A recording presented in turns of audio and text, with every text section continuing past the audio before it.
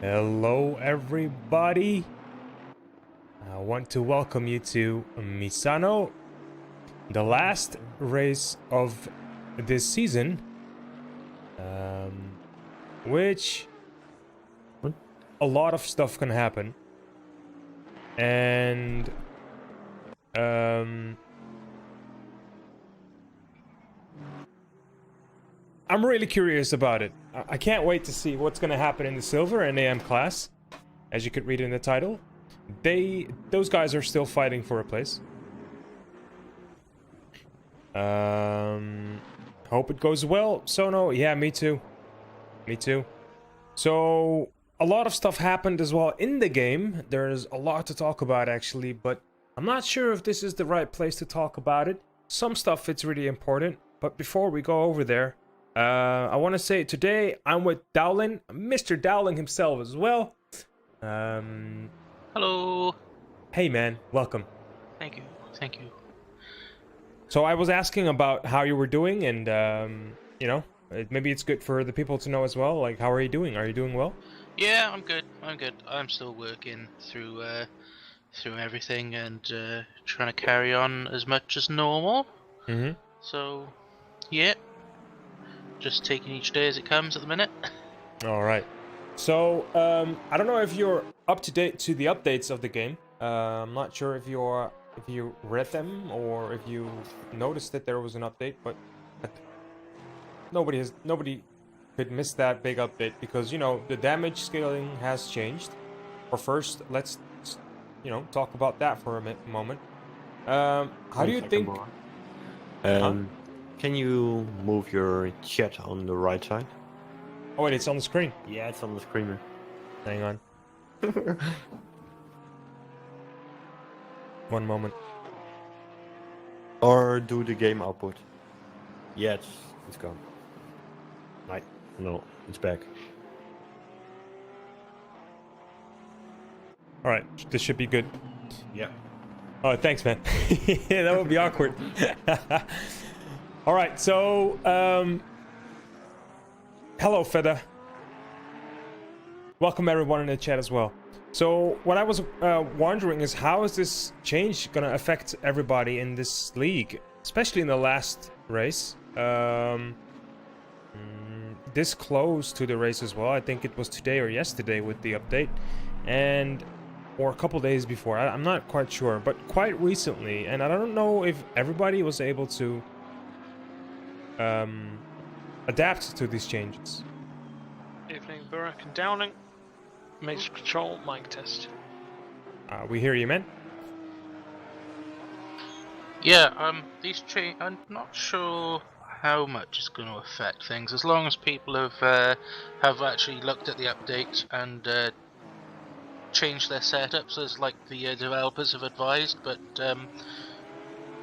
yeah, I think lots of the biggest change came to the tires in terms of wet surfaces, and then that the wear has been changed. So we might see those fast guys struggling a bit if they try and run away from the field at the start, if they push too hard too early on. But yeah, it might throw up some interesting scenarios through this race. I'm sure there's one or two people probably who haven't actually realised that there was such a big update, and they're going to be in for a surprise. True.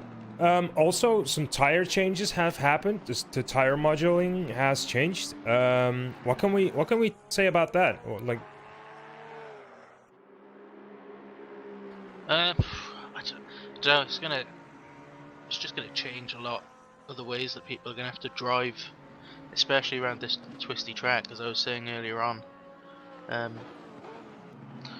Yeah, I don't know. There was something about damage being changed as well, but I can't see it in the update notes. I'm reading a message from Boom, but I'm not following him. The inset button on your keyboard. Oh wait. Oh, hang on. You can see the times, the intervals on the leaderboard on the left side. I don't even know where that button is. Above your delete button. And if you do it again, you can see it on track details. So, nice little feature. And by the way, the damage has been changed.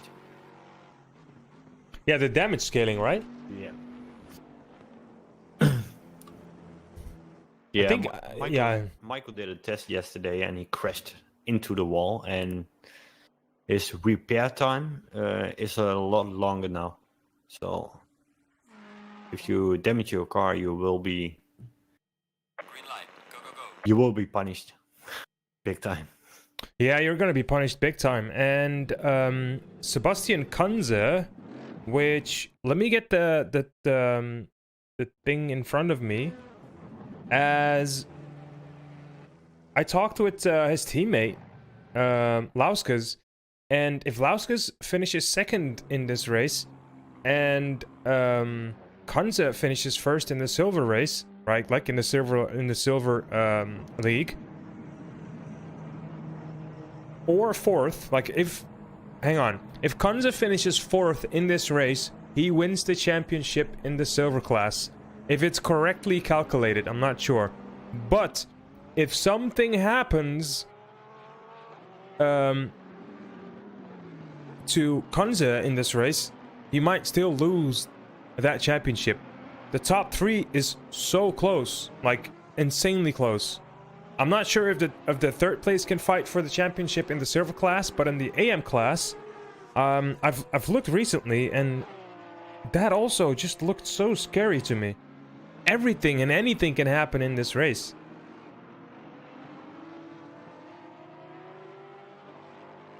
Yeah, there's so much that can still happen. I'm having struggles cycling between my windows at the minute, so I just need 2 seconds. Oh, that's fine. So let me see. Sebastian Kunze. So for every position, for first position you get 25 points. Second position you get 18 points. Third position you get 15 points. Fourth position, you get 12 points. Fourth position 12 points. Fifth position 10 points. And then every position beneath that, it's just you drop with 2 points. Now, Sebastian Kunze has 112 points right now. Cornelius has 99. Those two are, correct me if I'm wrong, teammates. And Lauskas... No, wait. Kunze and Lauskas are teammates, but Cornelius can still win the championship. Because he's just 13 points behind Kunze. So a lot of stuff can happen in this race, but Cornelius needs to show up. That's something for sure, and I haven't seen him yet. Yeah, I don't see him on the leaderboards yet, but he's been put in.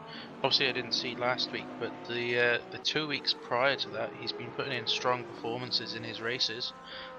So perhaps his charge towards the end of the season might see him winning a championship. True. But yeah, he needs to show up for this.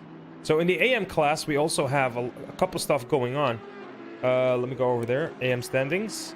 Shipston is in first place with 122 points. Cairns, second place, 117 points, so 5 points behind. Rowland, 104 points, 18 points behind.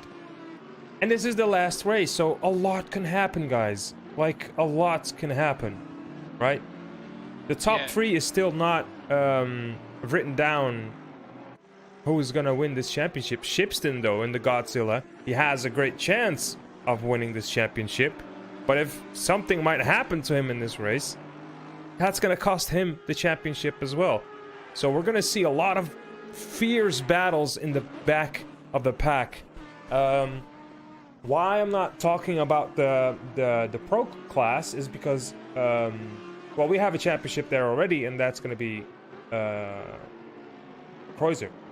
Yeah, but P2 is still up for grabs in that championship because Kexel and Norbach are only 8 points apart.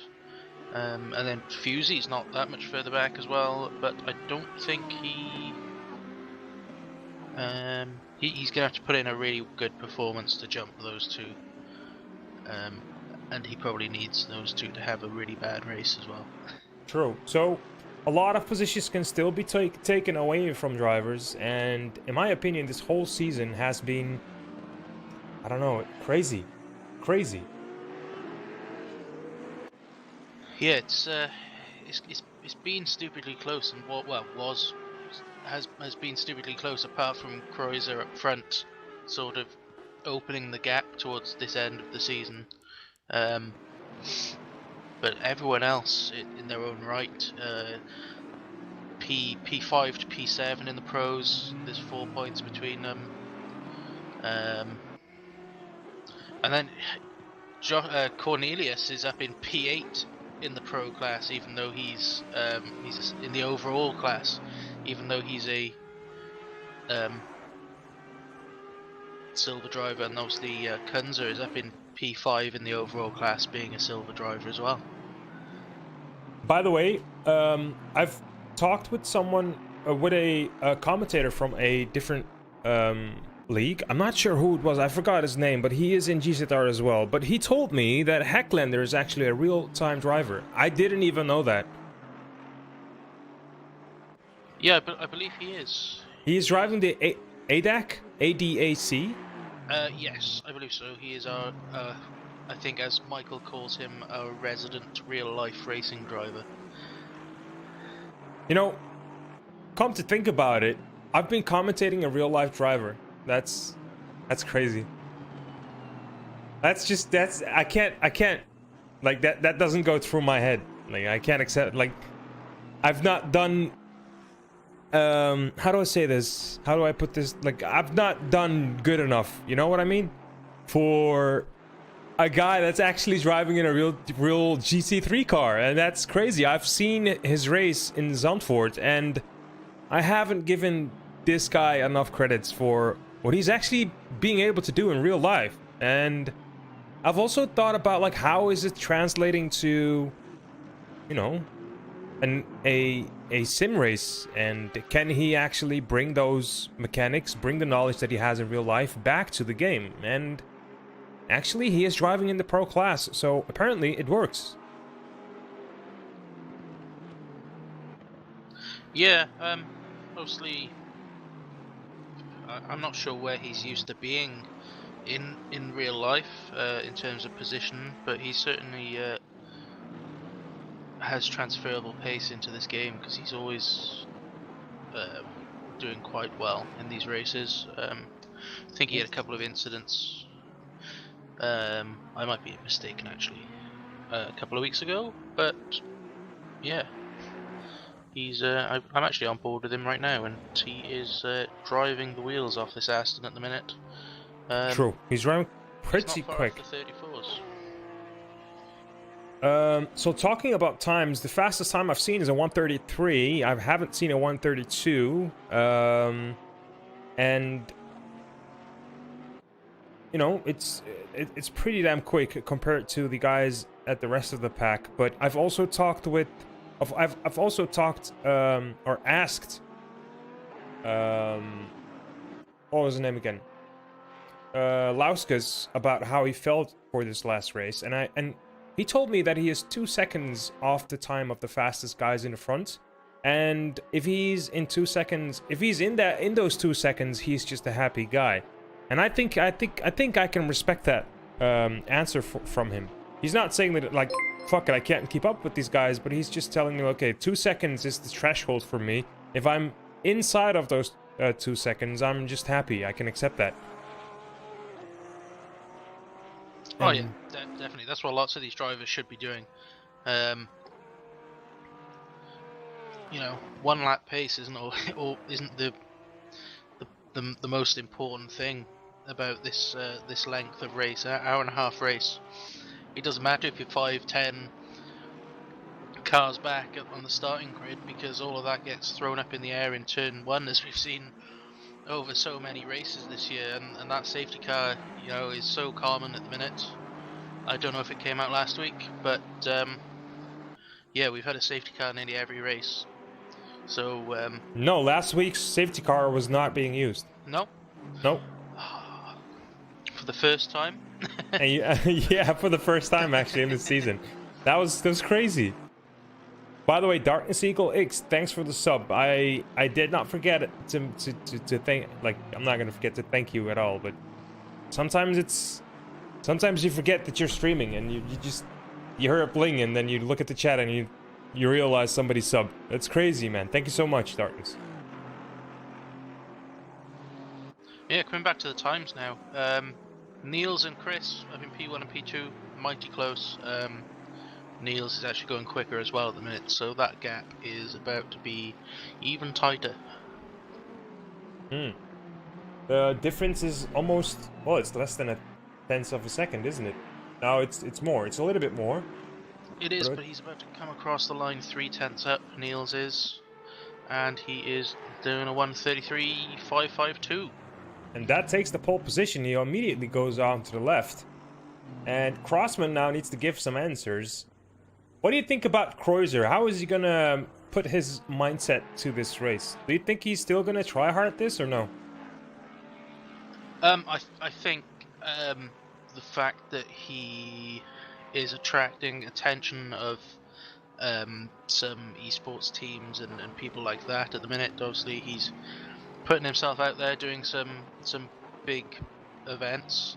He's gonna have to attack today as hard as he has done all season, just to show that, you know, he's can maintain professional standard, even though he's got this championship all sewn up. All right. Well, he's having 6th position right now. He needs to do something about that lap time if he wants, you know, give you guys a proper fight in the front. But I think he's gonna lean back though. I don't think he's gonna try hard this as much. He might actually give the other guys the room to fight for the 2nd place in the championship, which I could totally respect. Yeah, but I don't know. He might be thinking, what's better than winning the championship and then finishing the championship off, extending your lead with a nice race win, just to round off the season. True, but I'm totally agreeing with you. But I don't think he feels the pressure anymore. You know what I mean? Like, the pressure is gone. He has already done it. He doesn't need to prove anything anymore. So maybe he's not. Like, obviously he's gonna take this race serious. It's a league race, and he's not gonna try to ruin. Like, he's gonna try not to ruin anything for anyone. But still, it feels like the pressure is off from his side, and I feel that maybe Niels or Crossman are still gonna put a battle on, because I think those two are always in a fight, and they might be the competition for each other in this league, in the pro class.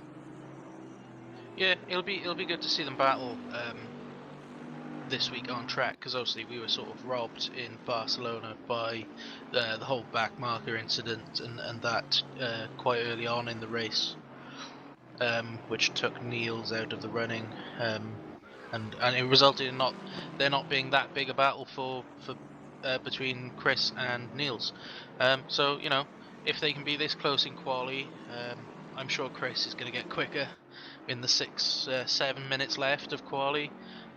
They seem to be very even on pace. It just depends where their pace is coming from and whether they're burning up their tyres to do these or not, and whether they can carry it through to the race.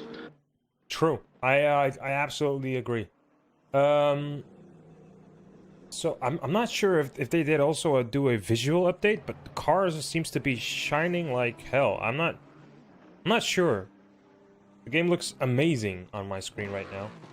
Maybe it's because it's nighttime, but damn, I'm in love with this. They have fixed shadow projection rotations and shadow maps on all cars. So yeah, they've done some slight graphical updates. Yeah, it looks amazing. I'm just flabbergasted. Just greygasms all over. It's called a bucket of water and soap. Nice one, Krim. Hey, Coat. Welcome. Welcome to the stream. Welcome to this race. Something else to mention, guys. I'm not sure if you already knew this, darling, but this, like today, is gonna be, for now though, not permanent, but for now, it's going to be, well, at least my own commentary for this league. Next season, Boom and I are going to participate in the races, and we are going to do this just because we want to try out how it feels like to drive in a season or in a league. And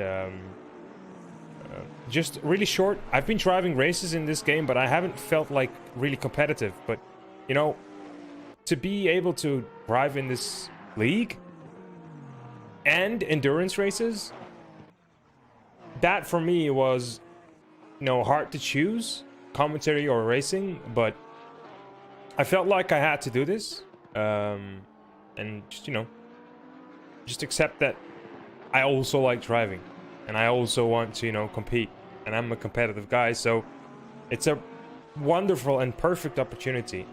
But on the other hand, I did get a little bit emotional to leaving this seat. But I know that 9 can find someone that's gonna be even doing a better job than me, as it's not gonna be really that hard, let's be honest. But yeah, man, Dowlin, I want to thank you for actually assisting me throughout the 2 seasons, and I think from my end, I can tell I had a great time commentating with you. Yeah, really good fun. I you know, flabbergasted by the actual quality you and Boom put out every week.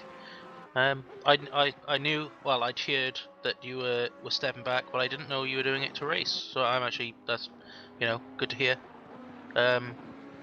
Obviously, the endurance races that GZR have been putting on the last few weeks have given me the itch to drive again, and I've been playing the game a lot more. Mm-hmm. And it's this, you know, before I'd sort of lost the love for actually driving in races, and obviously preferred watching and commentating over them. But then the enduros have reignited the fire, and I, you know, completely understand why you're doing it, and you know, it's just been really good. Thanks, man. Yeah, There's nothing more to say really. You put on a great show every week. For everyone that watches. Gonna make me cry, man. Stop. No, but all the jokes aside, I think it was a good ride, though. It was really fun to be here. Like, I'm still gonna be here. Like, I'm still gonna be in GZR. I'm not moving anywhere. And maybe we find out that racing is not the thing for us, and maybe we could be like, hey, I want to go back to commentating again, and maybe if it's not here, I could be doing it somewhere else. It's just a nice experience to have. Anyways, is someone cutting onions right now? Yeah, I don't know. We should stop about this, but I felt like it's a good thing to mention before I just go and move away, right? That's Yes, and now that means, listeners, that you yourselves can be the ones punting Burr off in races, instead of him commentating on you getting punted off. True. All right, let's go back to the qualifying. 2 minutes back on the clock. Let's get into the zone. Let's dry our tears and focus on this qualifying session. That's still going like hell, by the way. Niels van der Koekel beat his own time by a 133.384. Michael, wait, is that Dominic? There is a Bentley in P2 right now. I have to say, Dominic did 0 practice before this. I asked him in the stream, and he did zero practice. It's not Dominic.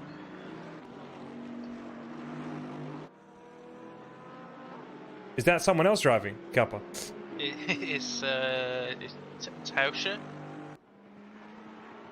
Yeah, that's Moto Dom. Oh no, it's in 12th position. I'm kidding. How am I kidding? I'm confused. Sorry, Anyways, sorry, second Mr. place. Rebel. Yeah, no worries. Thanks for correcting me. Mike Tauscher actually in second place. That's really crazy. Crossman 133.7, and he's still going at it. He is, well, I'm moving away from Tauscher, but he's 2/10 up his time, and if he's gonna keep this up, he's gonna come really close, really close to Niels van der Koekel. Yeah, he's Nick, 2.7 up on his time, so he's closer to the 3/10. so that means he's gonna get it. Anyways, yeah, 3:10's on the time. Let's keep watching him while I'm gonna be talking about someone else here. That's gonna be Nick Walker and Nicholas Helbig and Andre Norbach. These guys are putting up a show as Tauscher goes over the finish line. He is gonna get a... Oh my god, look at that time. It's wonderful how close that is. That's just insane. He gets the pole position as qualifying session ends. Still 3 minutes on the clock. That means they can still go around one more time. And Niels managed to cross the line, I think, before the session ended, but that he slowed down. He is conceded, and that means there is a Bentley on pole for the first time this season. I think. So let's go over to the timetable, as there are too many cars to actually, talk about. But I want to focus, I want to zoom in on the silver class real quick. By the way, Bullwinkle has the fastest third sector time. And Nick Walker, the second fast sector time. That's crazy, knowing that these guys are actually pretty damn fast in these sectors. All right, silver class. Averink actually first, Lucas Muir second, and Piers is third in the class. So what does this mean? Let me check. My brain doesn't calculate this fast enough. I know. Louis isn't really challenging for a high silver class position. I actually know he's swapped back to using VR this week after not being able to use it most of the season due to the massive grid that we've had. Obviously, there's a smaller grid this race. I think there's a couple of drivers not present, but yeah, he's swapped back to his VR, and he's shown that he could have been challenging silver all season.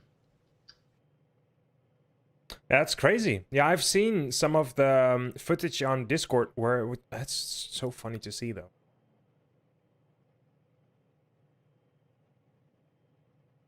What happens if a driver transitions from silver to platinum during the cup? I don't think that's possible. I'm not sure. No, they are server assigned classes. So the leader of the server has assigned all the pro drivers to the pro class, all the silver drivers to the silver class, and the AM drivers to the AM class. And the AM class, the top 3 in the AM class are looking mighty close as well tonight. Let's go over there. I wanna talk about this. As it's pretty damn interesting. Knox Hope? Wait, Knox Hope? Hang on. Are Knox Hope first in the AM class? And he's actually beating silvers and pros? What's going on?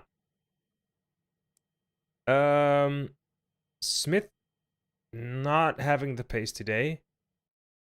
Noldner. Then we have Opletel, Hillebrand, Genoda. So let me real quickly, guys. I want to tell you how the positions and standings are. So Shipston, where is Shipston? Is he driving today? Do we see Shipston here?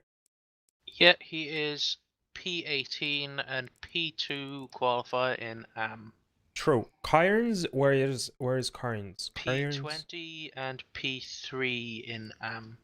So you can see how close that is, right? It's just they are still battling.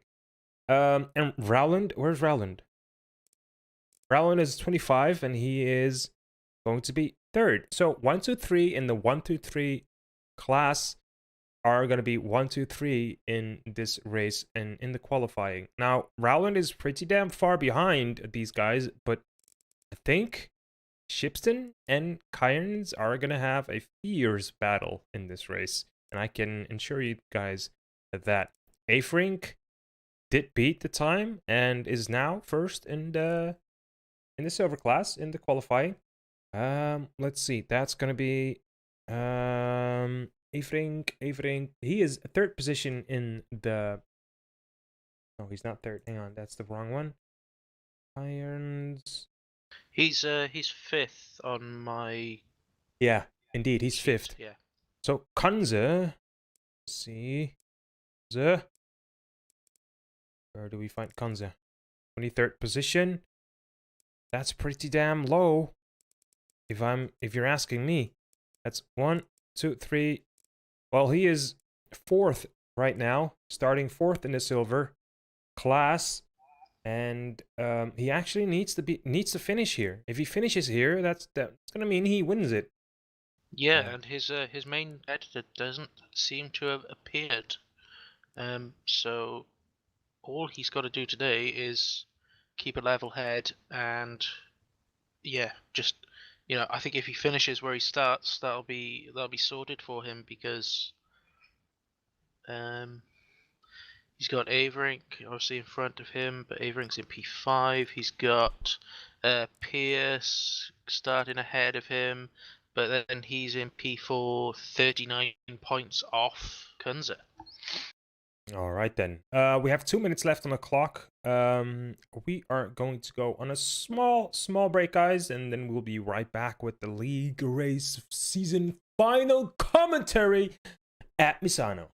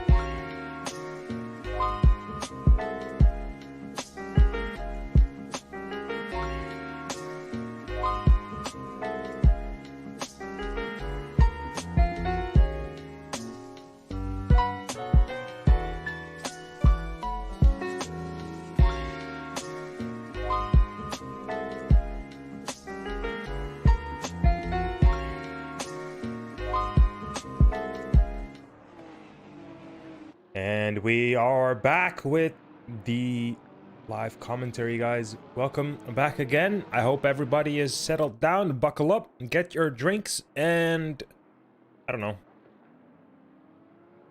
snacks. I just spilled mine, so Oh. that's a good start.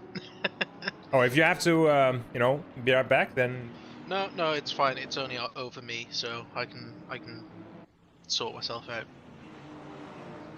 okay. and be ready. Need to go for a towel, let me know. All right, so pretty damn interesting start, I hope. I hope no safety cars this time again. And so yeah, we need to keep an eye out for the guys in the silver class and in the AM class.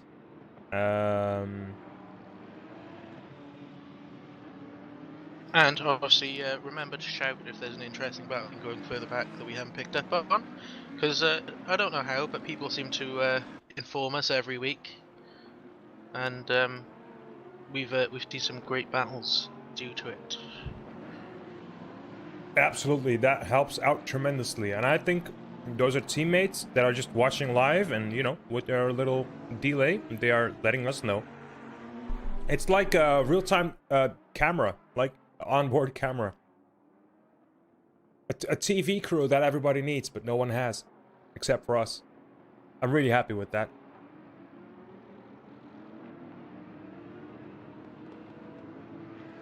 Something that I haven't mentioned yet is Spears. Harry Spears is the first guy on the Spa qualification. That's going to be May 9th, I think. Well, yeah. The 24-hour.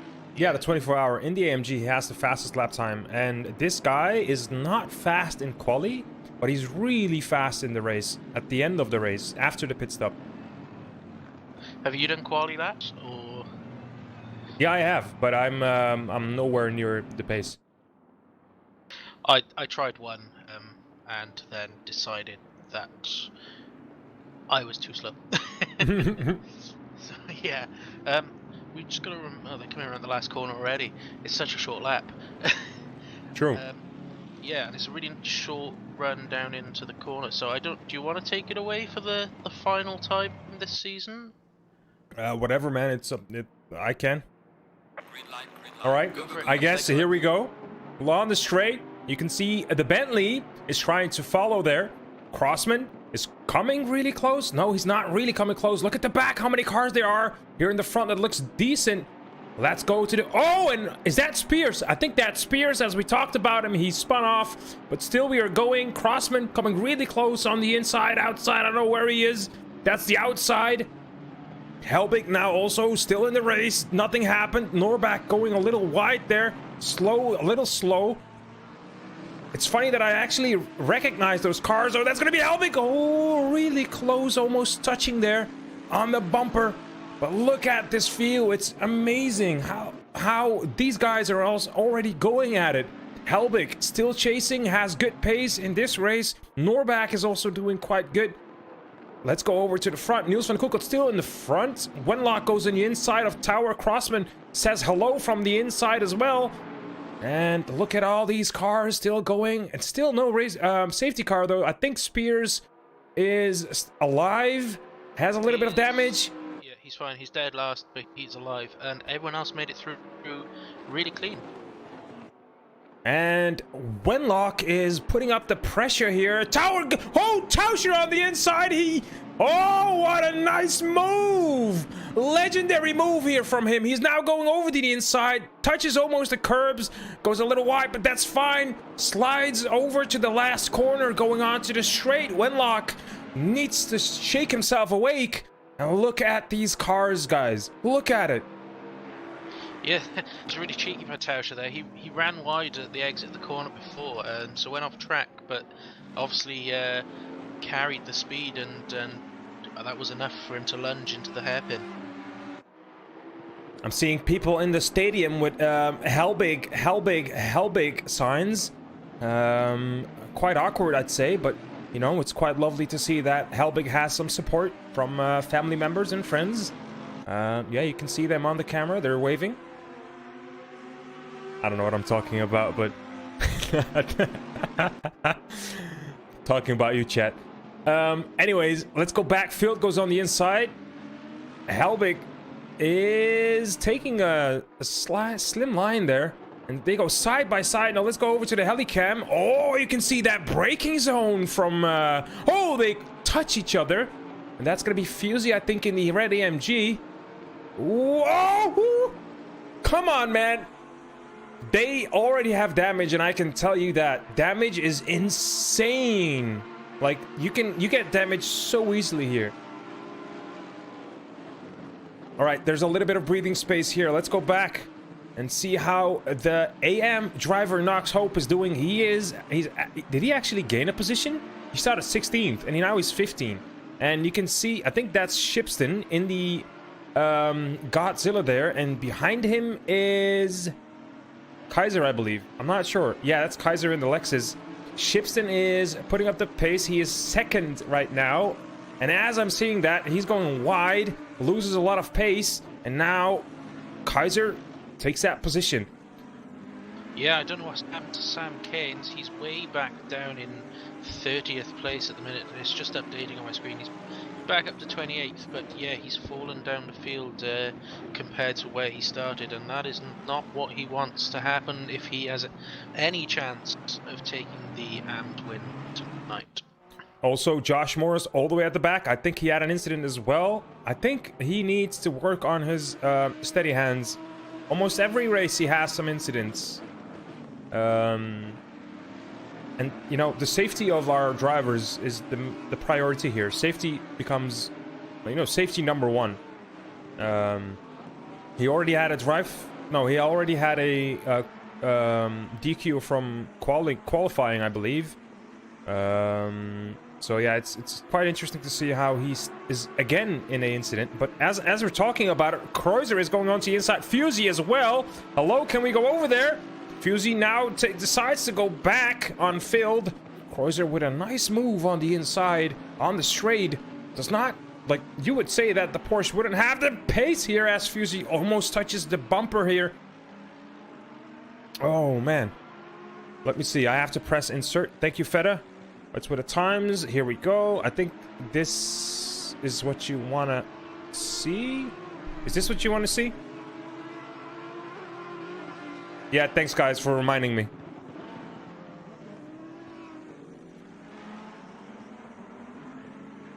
Oh, look at that battle. It looks nice. Dominic now on the back of Fusey. Last week they had a fight as well, and that went pretty well for both of them.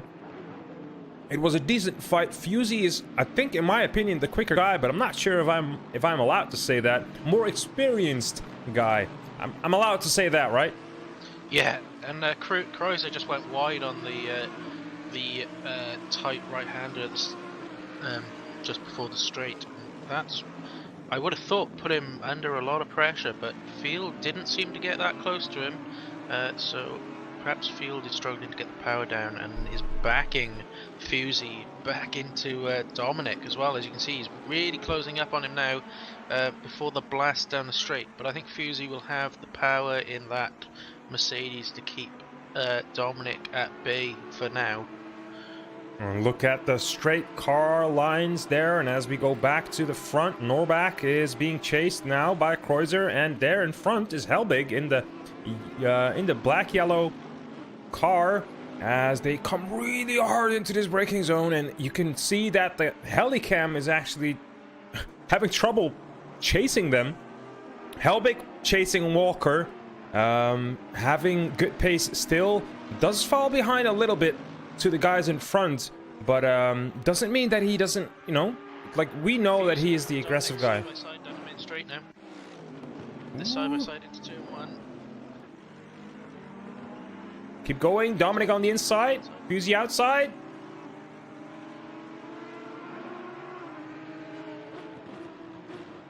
Okay, Dominic still wants a piece of that cake. But you can see the time that they lose because of their battling. Fusey goes a little wide. Dominic brakes. Almost brake checks the Lexus behind him. Oh, that was scary, Dominic. What are you doing? You can see the pressure is getting to Fusey though. Dominic's just sticking close behind him, and Fusey made a mistake in the last turn of the last lap that pushed him wide, and Dominic that opportunity into turn one. And Fusey just does not look comfortable right now with that big green Bentley right in his rearview mirror.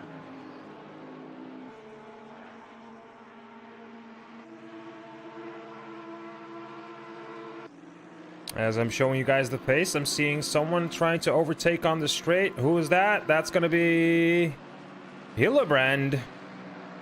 Wait, are we seeing a Jaguar here? Has that Jaguar always been in the league? No. Where are we looking? We're looking at Hillebrand.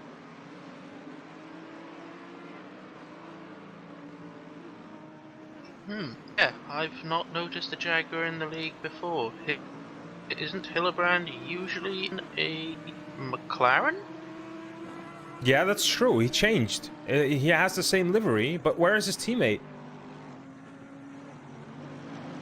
I'm confused. I'm confused because his team was driving the McLaren. I think he switched up as well. Maybe because of the last race? I'm not sure. But he's doing good. And he has the straight line speed, as we just saw. Goes just easily around the Lexus. And now has the pace and tries to follow Shipston. Shipston now still second in the AM class. Knox Hope still first. And where is the leader of Silver class? That's Konze, 20th position. And he is third, I believe, in the AM class right now. Oh!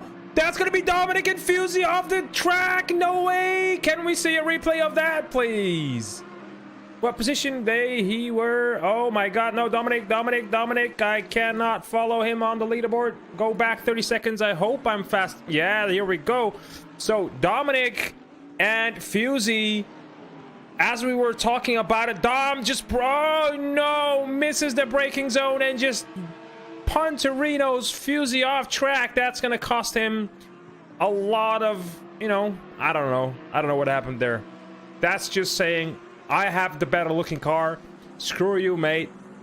But I still love you. Some flashing lights there. And they go at it again. With a lot of damage, I'd say. Yeah, and unfortunately for Fusey, he not only gets bumped off the track, but his rejoin is a little dangerous as well. So he may be having a word from the race control a little later on in this race.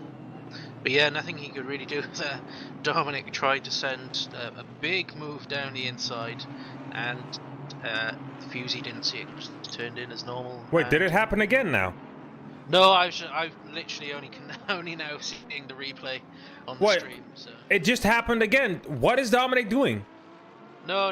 I've got your stream up as well, and it's quite far behind. I pressed minus 30 seconds. What's happening? I'm confused. We are live right now, right? Yeah, I'm confusing you now. I've got your streaming on my phone, so I can watch exactly what you're watching at times. Oh, okay. And yeah. Did he just have? Yeah, it happened again. What? It happened again. I'm like, wait, hang on. I'm not. Wait, ah! It happened again. Dominic, what are you doing, man? Dominic Toretto, Kappa.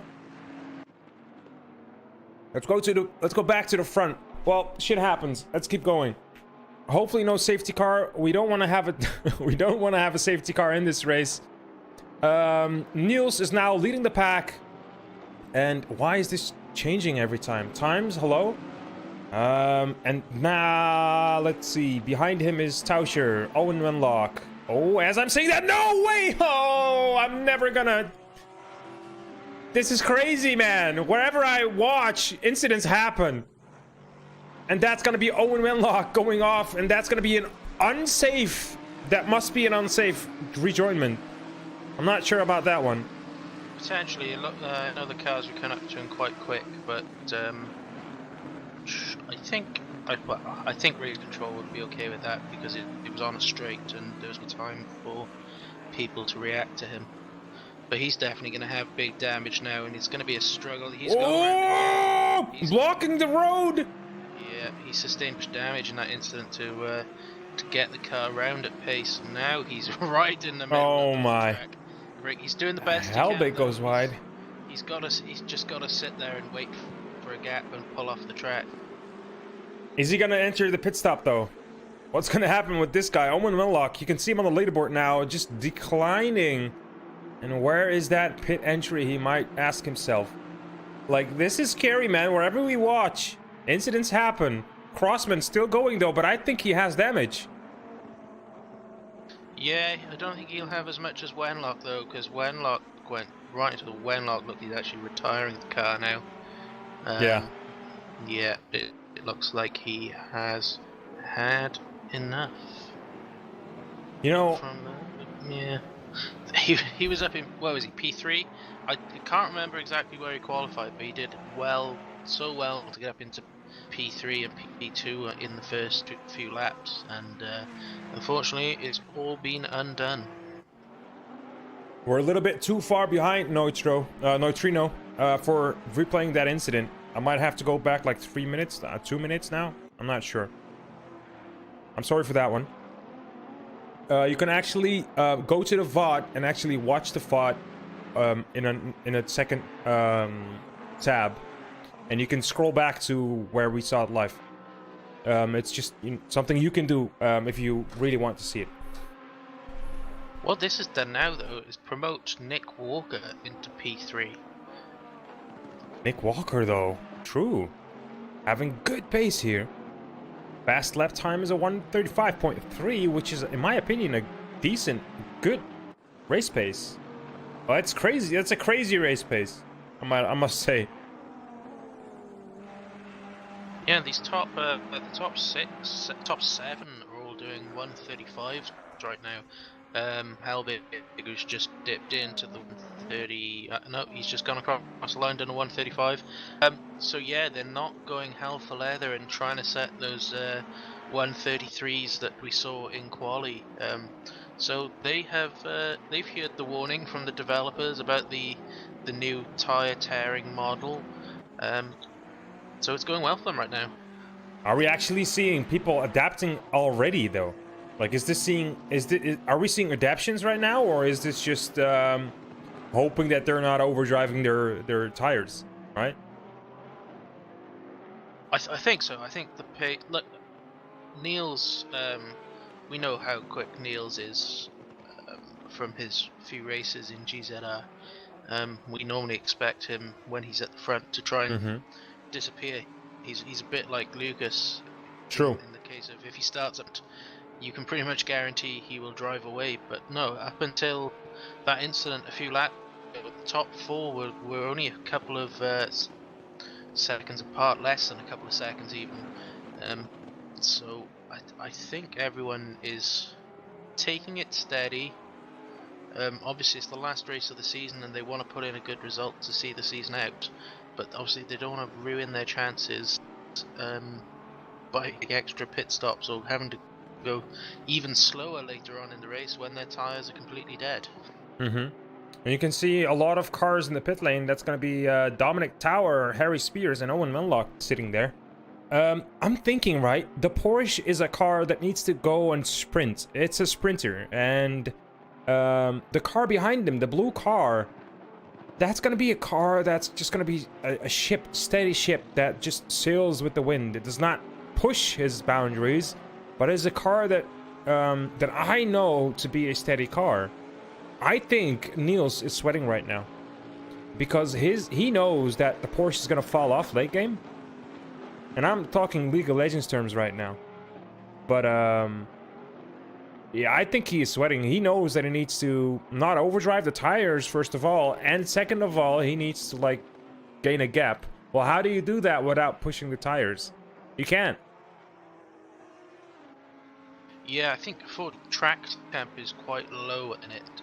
Like the air temp is quite low, so it's keeping things quite easy to look after your tires, as opposed to some of the harder races they've been to this season, where they're just cooking the tires after one quick lap.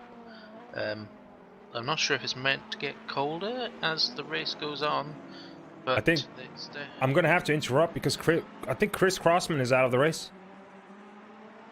I think he's out. I can't find him. That's the blue Porsche in the front of the pack. He's gone.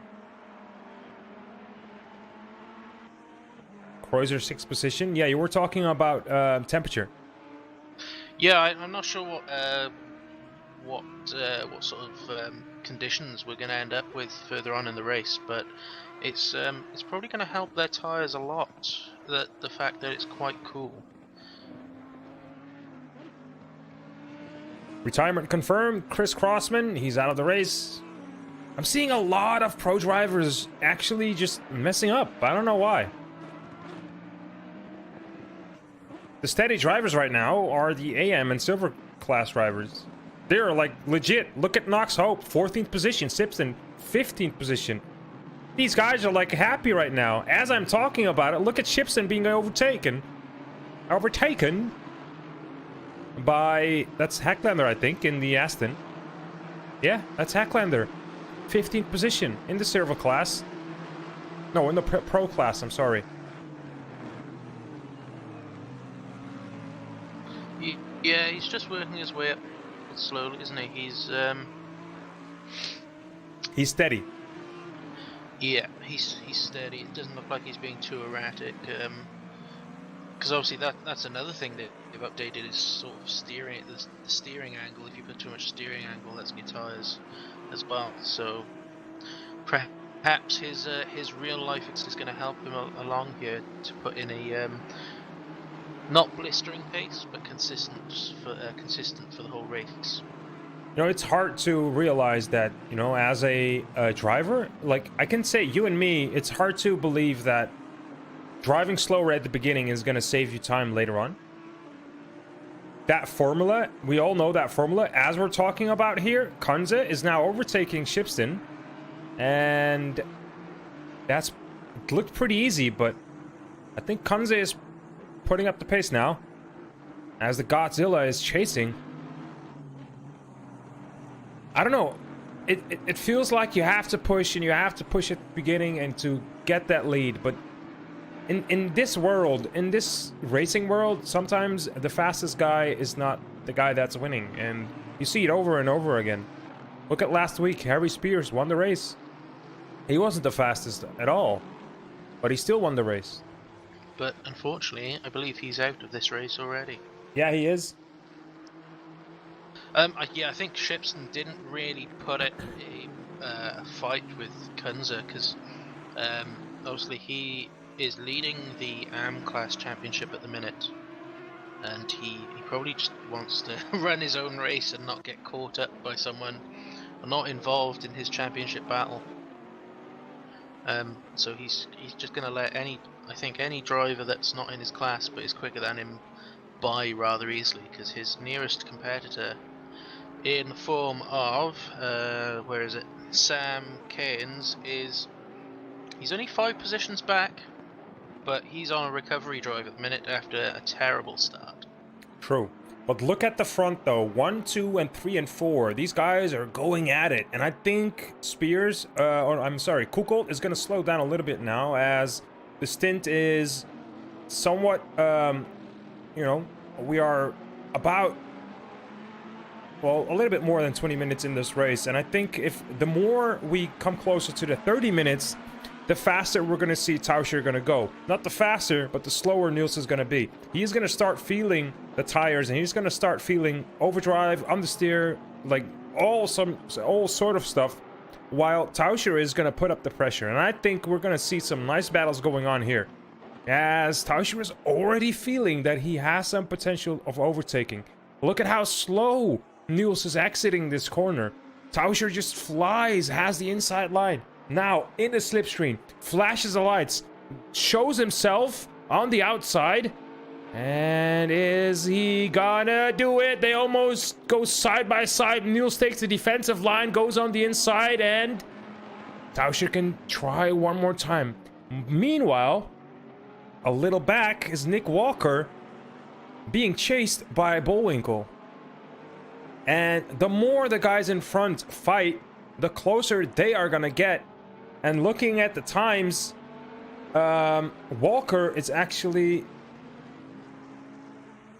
hang on, 135.5, 136. So, yep, they gained half a second on them. And you can see how close they are already.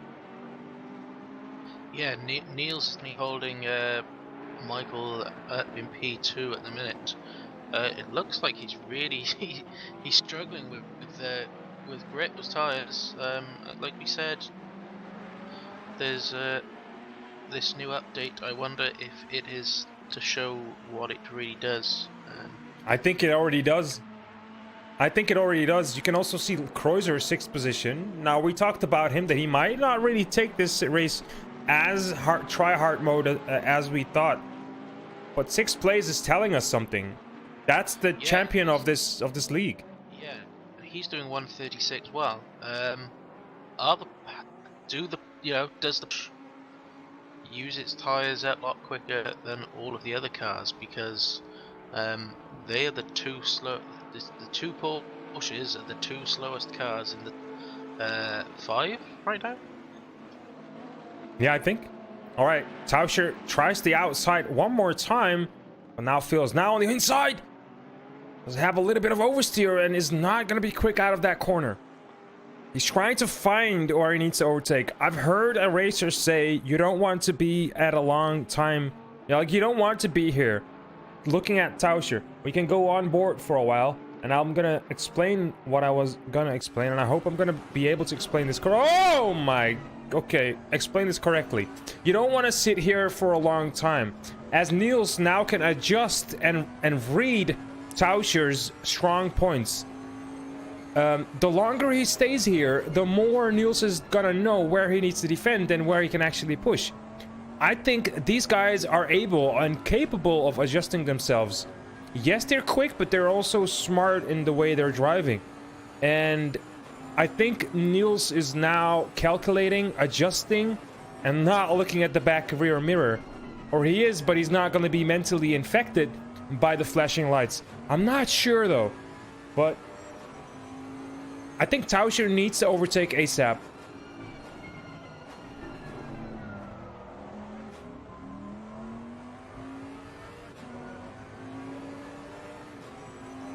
Yeah, we saw into turn 1 this time around. Tauscher was right up behind Niels, and a mistake. I don't know if he misses kicking or something, but he didn't look. It's hard to explain. He looked comfortable putting the pressure on Niels, but then he was behind him for 2 whole laps. So close that then perhaps the pressure he put on himself of having to make the overtake got to him and just caused that little mistake. And obviously, just watching Niels defending against Tauscher, Niels was being awfully defensive into some corners where Tauscher just wanted to sort of follow him through, and I think Niels wasn't really helping himself, to be honest. But now he's got a bit of breathing space. He might be able to sort himself out. Helbig not being able to follow these guys in front.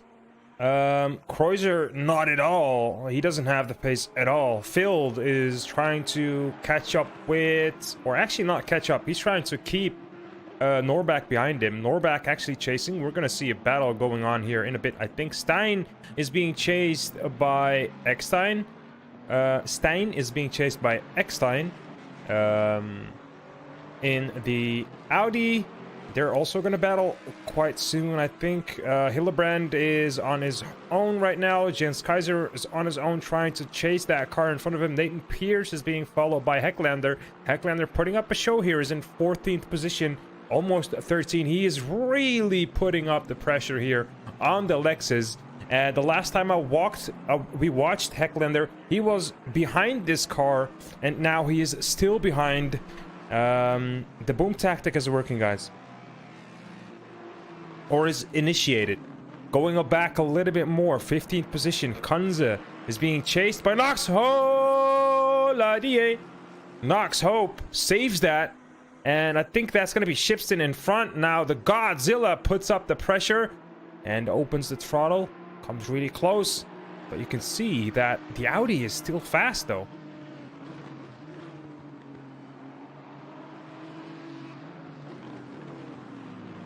Something happened indeed. I'm looking at the timetable, and 105 is dropping down. And that's going to be Nick Walker in the pit lane. Let's go back 30 seconds and see what happened. Ooh. Well, that's going to be awkward. He spun off, and I just was not fast enough.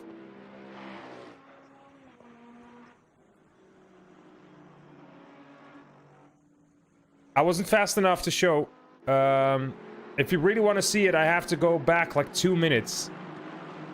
Are we gonna do it, chat? Decide with me. Do we want to see what happened to Nick Walker? We go back 2 minutes, but we're gonna miss out on a lot. Okay, we go back 2 minutes, and let's see if we can see what happened to Nick Walker. All right, he is driving. We are back 2 minutes now in the replay, so let's see. They come really close, and I think Bullwinkle touched the Reno, put some hands on the backside of that Ferrari. Hey, who doesn't want to do that?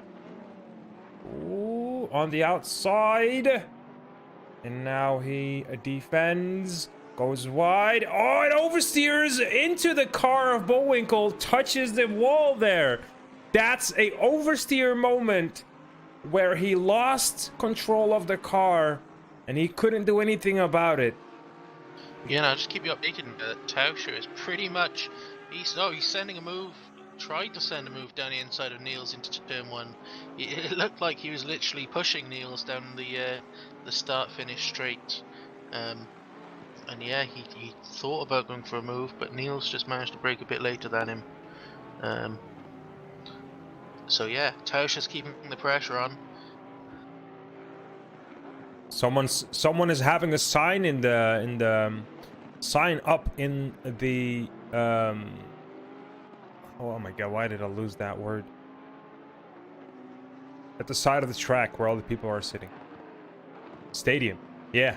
I'm seeing signs in the stadium. You guys can't see it anymore, but someone is holding up a sign. It's saying sabotaged a car, which is quite interesting. I think that's for Nick Walker. Nick Walker's Ferrari. Yeah, Tauscher's literally just trying everything now. He literally tried to go around the outside of Niels into one of the hairpins. And it looks like he's going to try it again now through the fast section of right-handers and into the hairpins. But Niels got him covered. Has your replay finally finished? Yeah, now it is. Yeah. And we actually are in the same exact corner, I think. So they were the same as last corner or last lap, or from the replay that we started from. Is Tauscher gonna go from the outside? He tries to squeeze that nose in though, but he can't.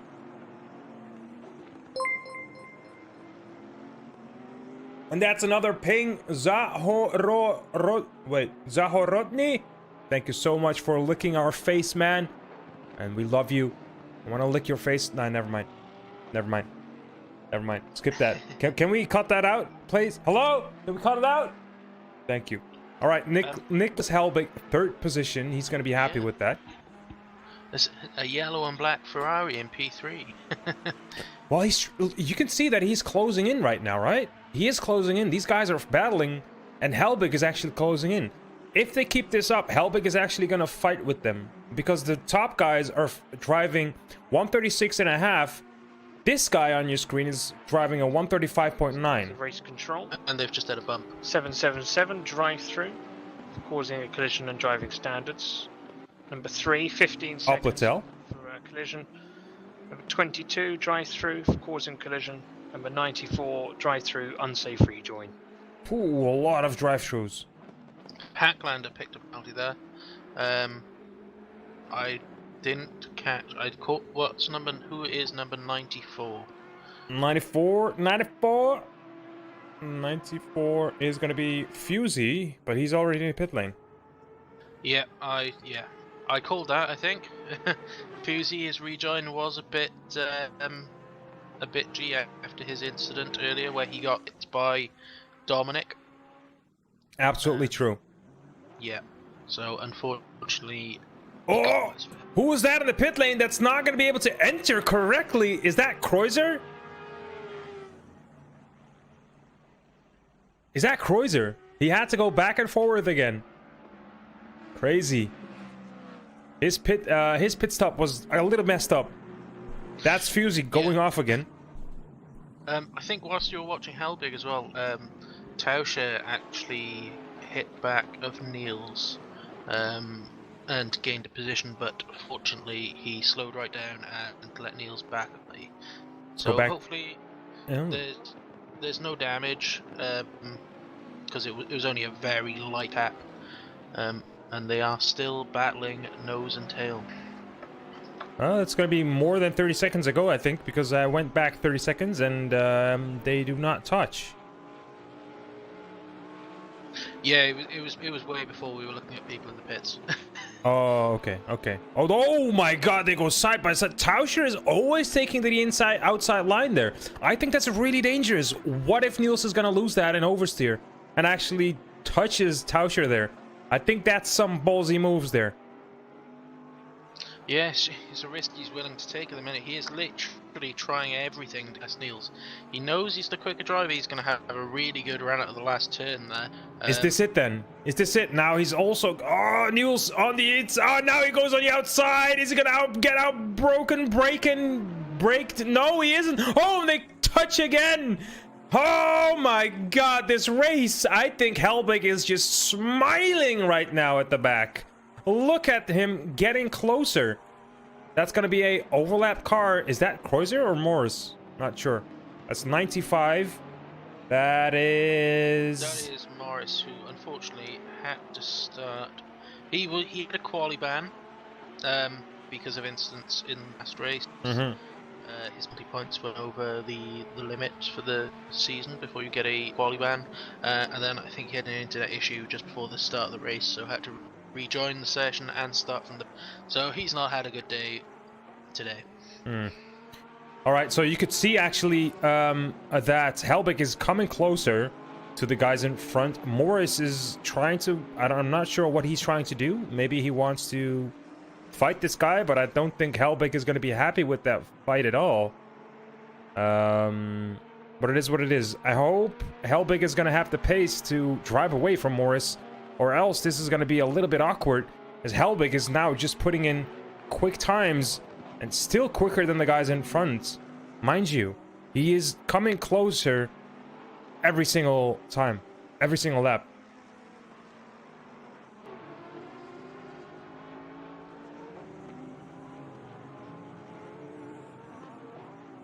A little sound bug there, I think. Is it gonna be the pit stop strat then that's gonna make the winning decision? I don't know, because obviously the lap times do seem to be getting slower as the race is going on. You sometimes expect them to be getting quicker because they're burning off fuel, but yeah. And oh no, don't worry. I was on the wrong screen. I thought something had happened to Tauscher then, but I'm looking at a completely different driver, and yeah. That's fine, it's fine. He's still there.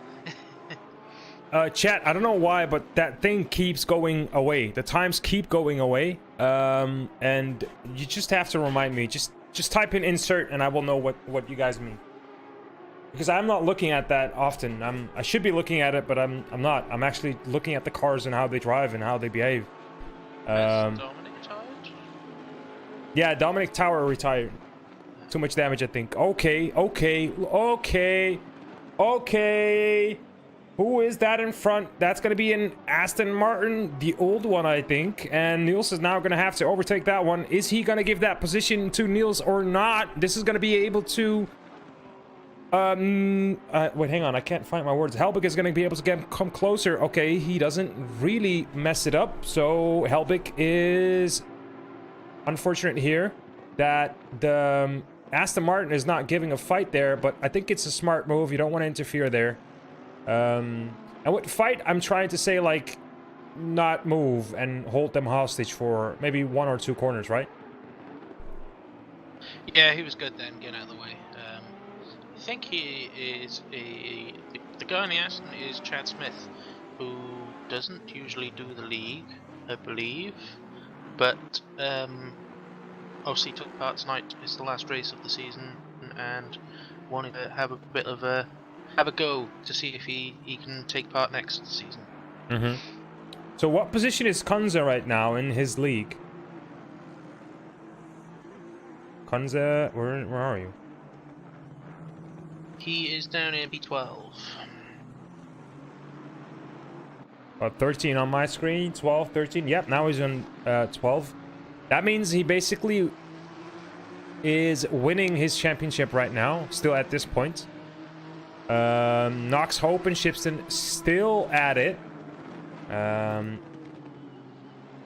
think with damage even, Shipston is doing a great job following Knox Hope.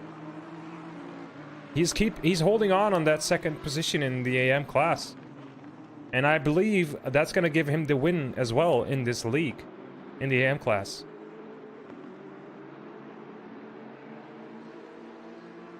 He just needs to end up higher, in a higher position than... Ooh, actually, I don't know. Maybe someone can look it up. I don't have that tab open in front of me. Yeah, he's got to finish above, well, Sam, Keynes, Carnes, Roland, and that, and they're all behind him. So he's sitting pretty right now. Don't think Knox Hope will challenge him on points because he's only a position ahead. But I think Knox Hope is slowly opening a gap to Shipston, and he's trying to follow Kunze away into the distance.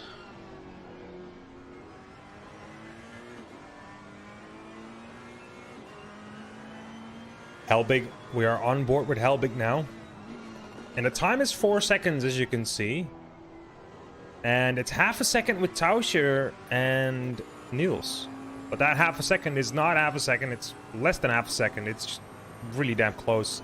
Tauscher is going to try to go on the inside, outside. I don't know, every time he takes the outside line. And at the end of the straight. And I think the Porsche is happy in these corners here. And you can see the damage at the backside of the Porsche.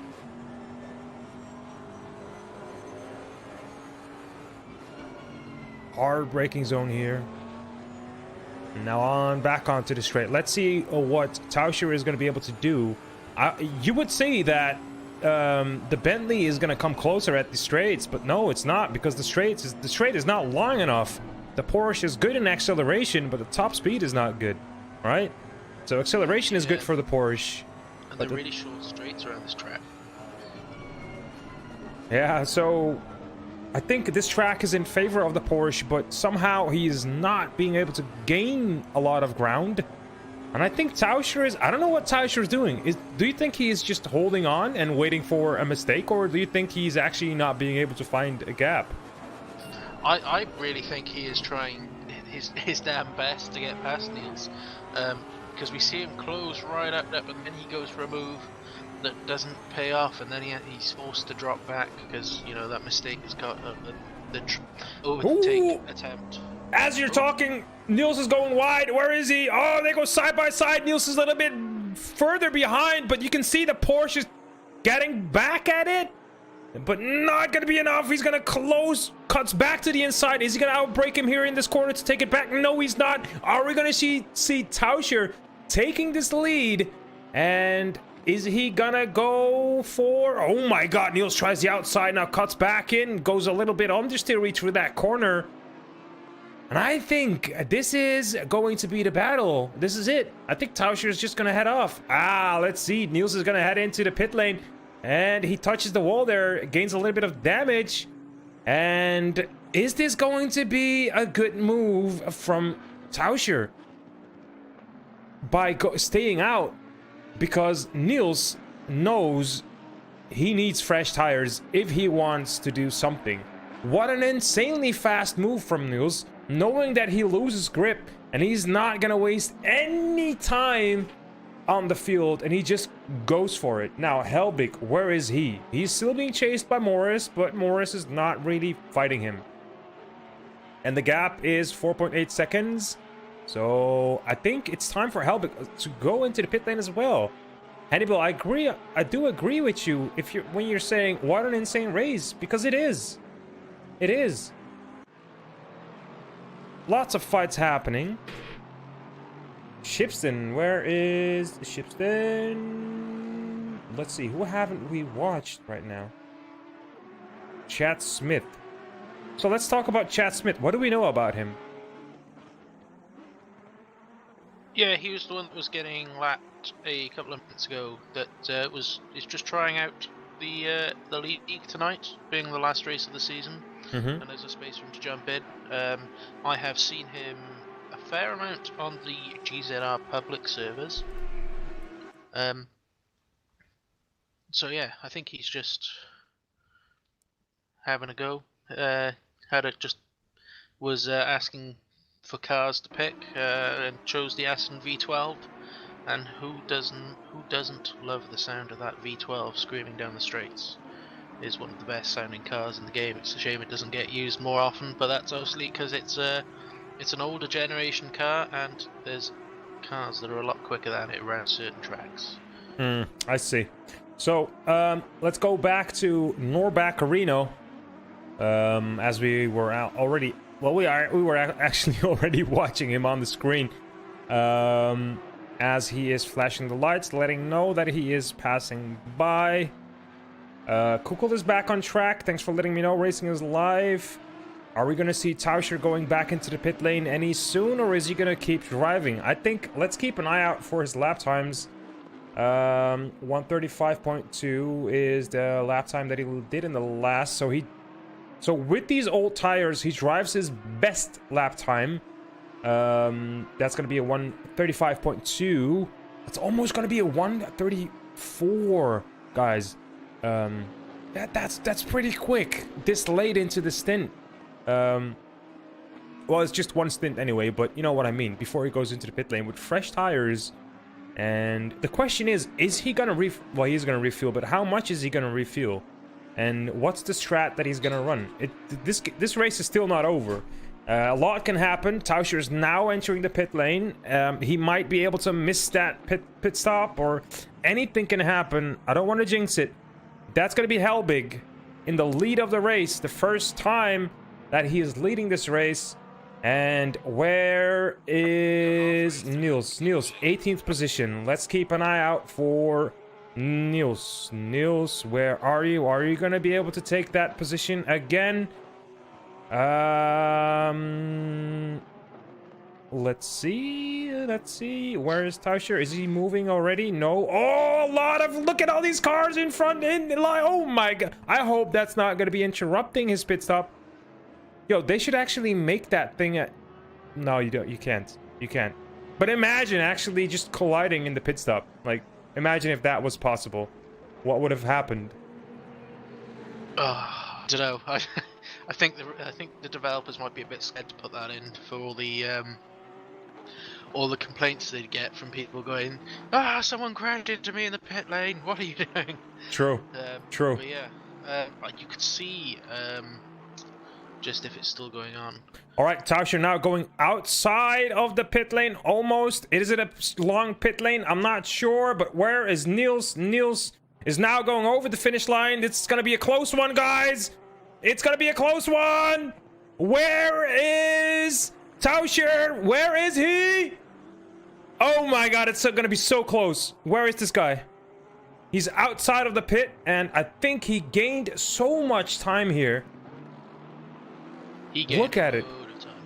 He gains loads of time. The first, like, I've seen a close change, like close fight through the pit stop strat last week. That was the first time that I've seen one at the front of the race, and that was pretty damn close. I think before that as well. But I always get hyped. Who makes the better decision and who takes the faster pit stop? Yeah, didn't you say that Niels, it looked like he touched the wall going into the pits? Yeah. So perhaps he had a bit of dish to repair. And obviously that's the reason for the large gap. Otherwise, I think they would have been nearly tripping over each other. Yeah. Although we know that Tauscher is the faster guy. Oh yeah, definitely. You could see as soon as he was past Niels that next lap, he was going a couple of tenths quicker. So he's definitely been held up for those laps. He was behind Niels, but obviously Niels was putting on a hell of a defense and wasn't letting Tauscher past him without a fight. True. By the way, a heads up for the chat. If you are hearing some noises in the background, I'm sorry for that. Like households or house cleaning, that it's also a part of the family. And yeah, I think it stopped now. No, it didn't. So if you are hearing some noises at the back, I'm sorry for that. Let's see. Helbig still out, still wants to taste that nice and lovely a lead house cleaning lady in Newark. That lady is my sister, so yeah. Well, nah, she's This is race doing control. fine. 15-second time penalty to 121 for driving standards. 15-second penalty to 81 for causing collision. 81. That's gonna be X time Marco, yeah. in the Audi. Some sweet home Alabama. Some nice information that my first league race was at Misano, or league race commentary at GZR was at Misano, so we both were here at the first race. And Nine told me like, hey man, I've just noticed it's also going to be the last commentary that you do here. So we started at Misano and we come back to Misano to end it. You know, it's another emotional feeling though. But I'm not saying this because I'm only emotional, but I'm also happy that this is just all adding up, and I can't wait to go into the next season. I really can't. I hope we're gonna do fine. Not interrupt drivers at all, and have a good time with Boom. And you know, I'm looking forward to next season. Really, B&B team for the win. Hell yeah, man. Hell yeah. Although we need to do something about that setup for Spa, though. I'm a little bit afraid, but it'll be fine. Oversteer or understeer? It's everything! It's everything! He's just like, hey, Boom, can you just drive the car for me?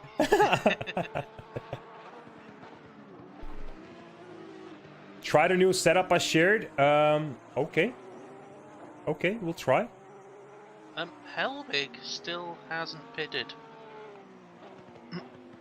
I don't know what he's doing. He's still doing 135s, so he's not going slower. Perhaps he's just happy that he's in P1 and wants to stay there for as long as possible. But yeah, Tausch is back up to P3 now, and This is race control. Rapid is all over. The stop the and go back of penalty to Helbig 18 as well. for pit lane speeding will be Apparently, reinstated. no, he's not. That's the timing screen being bad. Yeah. Yeah, Racing is live. Thank you for sending it to me. I'm still gonna try it though. I'm still gonna try it. Experience is very nice. Yeah. No worries. I'm still gonna try your setup, and I will let you know what I think about it. Anyways, thanks for sharing, man. Sharing is caring. I really appreciate it. Let's go back to the race now. Helbig is now going into the... he doesn't get it. Oh, wait. Is Racing is live Spears? Is that you? Oh. Now, I don't know if it's just a speedo delay, but I think Helbig may have been going a little bit quick into the pits. We'll have to wait until the end of his stop to see if he actually did anything there.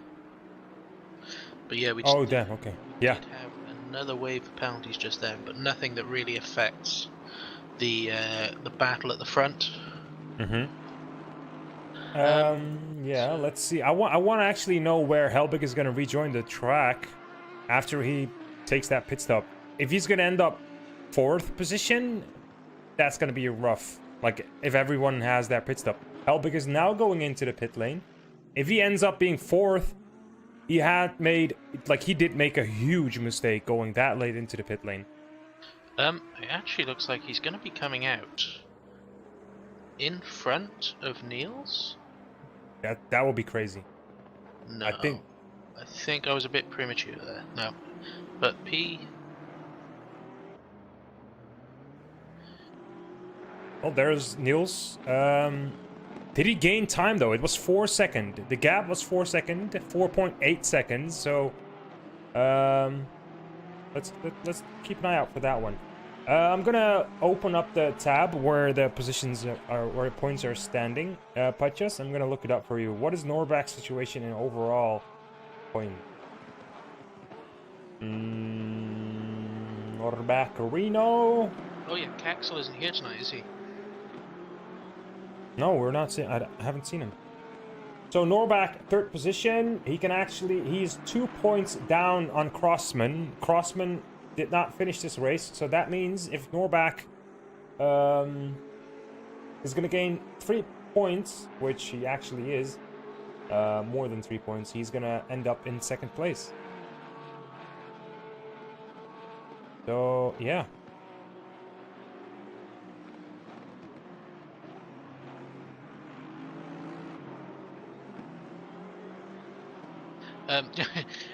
Just to add insult to injury for Niels,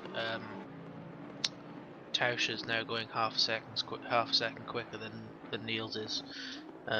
So I think we saw that Tauscher was being held up, and he seems to be proving his point now. Let's just hope he doesn't push too hard, and the positions are reversed with perhaps Niels putting the pressure on the Bentley later on. That would be an awesome finish, wouldn't it be? But I think we're gonna. This is not the end from Niels, and he is gonna improve on his lap times. I'm pretty sure. Let's see. Kreuzer is in 6th position. He is chasing Norback for a change. Kaiser is 7. Eckstein 8. Hillebrand is now all the way up to 9th position. That's crazy. In that Jag as well. Yeah, it's quick in a straight line. He's doing so well around all these corners as well. He's putting on a show. True. Completely agree with you. Nathan Pierce is now being chased by Bullwinkle. Bullwinkle lost a lot of positions with that collision. At the With Nick Walker. Yeah, Nick Walker. Yeah. And Knox Hope, 13th position. He did do his pit stop, and Sebastian Kunze is still behind him. They both did their pit stop. I think they did their pit stop at the same time almost, or else, like, I don't know. I don't know how they're still behind each other. This is crazy. Usually there's a difference in positioning or time gap, but look at this. They're still at it. Yeah, Shipston's down to P16 now, so remember he was right up behind Knox Hope before the pit stops. Mm-hmm. And Knox Hope was behind Kunze, so he must have jumped Kunze in the pit stop. But yeah, Shipston going backwards, which is not what he wants. But then saying that, Sam Cairns has just picked up a drive-through from somewhere, and I don't know where. Wait, that's not good. Marcus Noltner and... Let's see, Marcus Noltner or Kevin Rowland is a little bit on his own here. And Lauskas, 22nd position.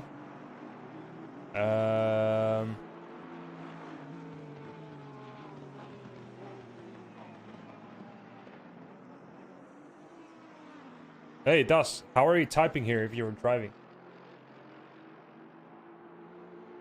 What the... Huh?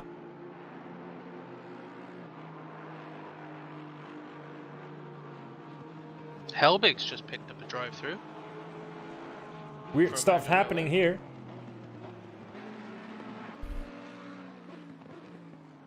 Wait, am I confused again? Yeah, I'm confused again. Das Tower is not going to be Tauscher, is it? Oh man, these names are really mind. Yeah, Well, they're doing something with my mind. Is Oscar, if you spoke to him from Slide Max. Yeah, I have. Yeah, I'm confused. You know, all of these names, it's just too many. I'm bad with names, if you didn't notice yet. People are gonna have to change their names to numbers. Yeah, maybe that's a good idea. So someone can just be called number 1, and then yeah. You're my no, no, I'm not gonna say that. I'm not gonna say that. I didn't say it, okay? Leave me alone. Leave me alone! Field is chasing... Wait, it's not chasing. How's Phil third place? Phil. Helbig had a drive-through penalty. I think he may have served it. But All right then. Yeah, maybe it's because he went in too fast into the pit lane. Maybe that was it. potentially, yes. But he didn't pick it up on pit exit, which usually is where you get the drive-through. Track limits, maybe? Oh yeah, maybe that. But then again, it didn't look like he got the drive-through at a place where he would have been going exceeding track limits. But he seems to have served it. I think he can challenge it if he doesn't agree with it later on, which may change the results at a later date. But he needs to get on with it now. Yeah. Of course, you're going a little wide here. 136.1 is his lap time right now, while the guy in front is driving 134. As I thought, he's still flying, man. And he's still putting up fast lap times. And I don't think he has the time to relax at all. Yeah, indeed, racing is life. We still have 30 minutes left to go. Let's see. Yeah, Tosh is doing a second a lap quicker than Niels at the minute. Perhaps he just wants to open up a gap. A reasonable gap. It looking quite big at the minute. So he can perhaps relax towards the end and actually get to the end on some slightly worn tyres. Helbig back in P10. The P1 was too much for him. I think he overhyped himself and actually got a drive-through. That would be sad. Let's see. Bullwinkle is 11. Nathan Pierce 12. Knox Hope 13. And how is Sebastian Kunze doing with Knox Hope? Still, they are chasing each other. Let's go on board and see how they are doing.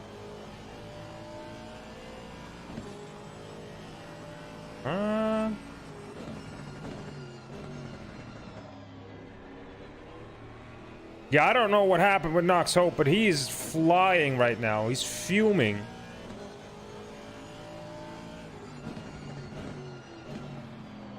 It's funny because we have been practicing Spa. I've been practicing Spa with Knox Hope. Some races here and there, and my pace was around the same as his. Roughly around the same. So... Jens Kaiser is now all over the back of Hillebrand, coming onto the start-finish straight. Lexus versus Jag.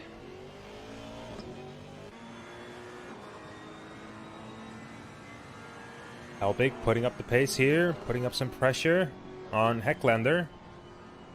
Hecklander does have a 15-second penalty, so is he gonna fight him? I don't think that he's gonna fight him. He might just let him through. Those 15 seconds are already being taken, and he's only gonna slow himself down if he's gonna fight this, right?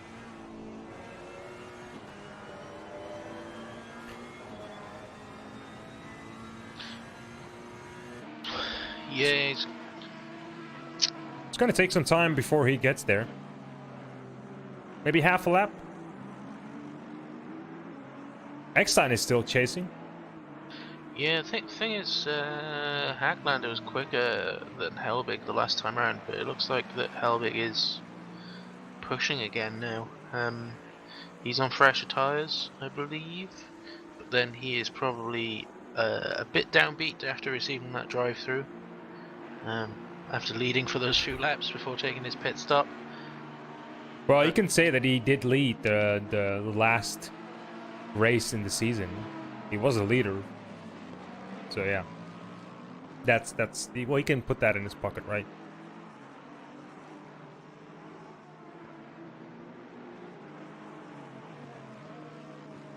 Considering it's such a small track compared to recent tracks, everyone is really spread out. True. Apart from one or two that are just having a little dabble with each other, but they're not really doing much. It's proving difficult to overtake around this circuit. With lots of corners obviously having only the one fast line through them. And with Bullwinkle on board, camera activated here, we can actually see Helbeck chasing in the front. And Eckstein is being put under pressure. Under pressure. Copyright strike. Oh yeah, sorry. Yeah. Yeah, but Eckstein has a 15-second penalty. So yeah, is it smart to defend here? I don't think so. I don't think at all. It's just good to let him by, because those 15 seconds you're not gonna gain. Yeah, and Bullwinkle's setting a lot faster lap times. This is at the race minute as control. well. A 5-second penalty for driving standards to car 11. 15 seconds penalty for singing. Oh damn.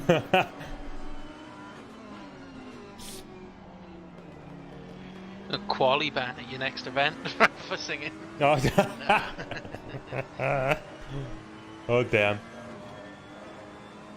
All right, 25 minutes left into this race. And let's see how the front is going to do. As I said, Niels is going to pick up the pace. The difference between them is now only less than, well, it's a tenth of a second, but Niels is not going to come close. I think he lost a lot of time. Maybe he had to go into the pit lane a little bit faster. Yeah, I'm not sure. I'm not sure. I have to agree on you with that, Graustra. It is insane racing, and I think this league is it's doing well. It's in a good position. It's in a really good position. I think at the end of this season, people respected each other more.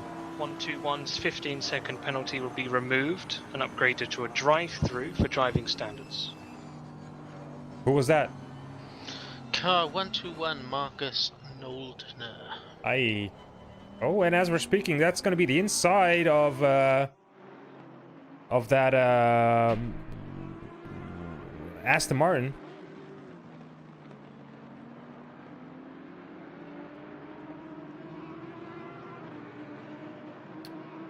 They are still driving pretty damn close to each other, though. This is a close, you know, they're not really close, but Kreuzer is, where's Kreuzer? Kreuzer's chasing Andre Norbach, so this is the position for 4th place. And I think they're still, you know, Kreuzer is not leaving Norbach. And this might be a little battle for them as well. Yeah, he's pushing him hard, but it seems like the Audi is getting away from him on the straights, and then he's closing back up in the corners. He's been stuck there behind him for a few laps again. Very similar situation to Tauscher and Niels earlier, how they could follow each other through the whole lap, but with their strengths being in different places, and it's just, I don't know if it's just making it, what is making it so difficult for people to overtake around this track. I think we should not forget that the track is, you know, cooling down a little bit, or did cool down a little bit. I think we started at around 18 or 19 or something degrees of Celsius, and now it's 16. So I'm not sure if this is gonna do anything with the lap times. Lap time seems to be pretty decent all over. Yeah, and Tauscher especially, he's back down to doing 134s. So that lap or two where Niels was going within a tenth didn't last very long at all. No, not at all. This is a crazy lap here. A crazy lap. And let's see. That should be 8th position. Hecklander, even with a drive-through, he is still 8th position. How crazy is that? He's catching Jens in front as well as Jens is dropping back off the back of Hillebrand. He was pushing that Jag in his Lexus, but then his pace seemed to have dropped again.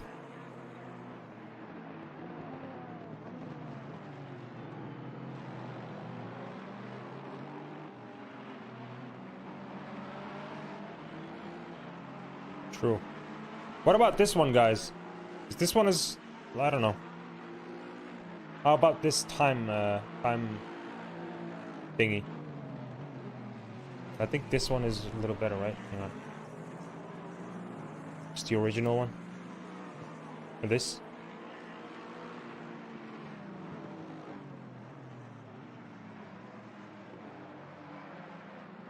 The leaderboard is on track.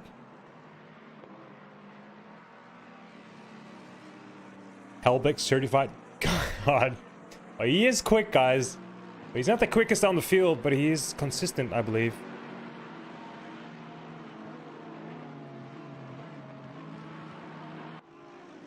Ooh, Kreuzer on the inside. We were just in time to see this. Kreuzer 5th position. But Norbach is not going to give that easily. As Kreuzer takes the inside and defends off pretty damn well.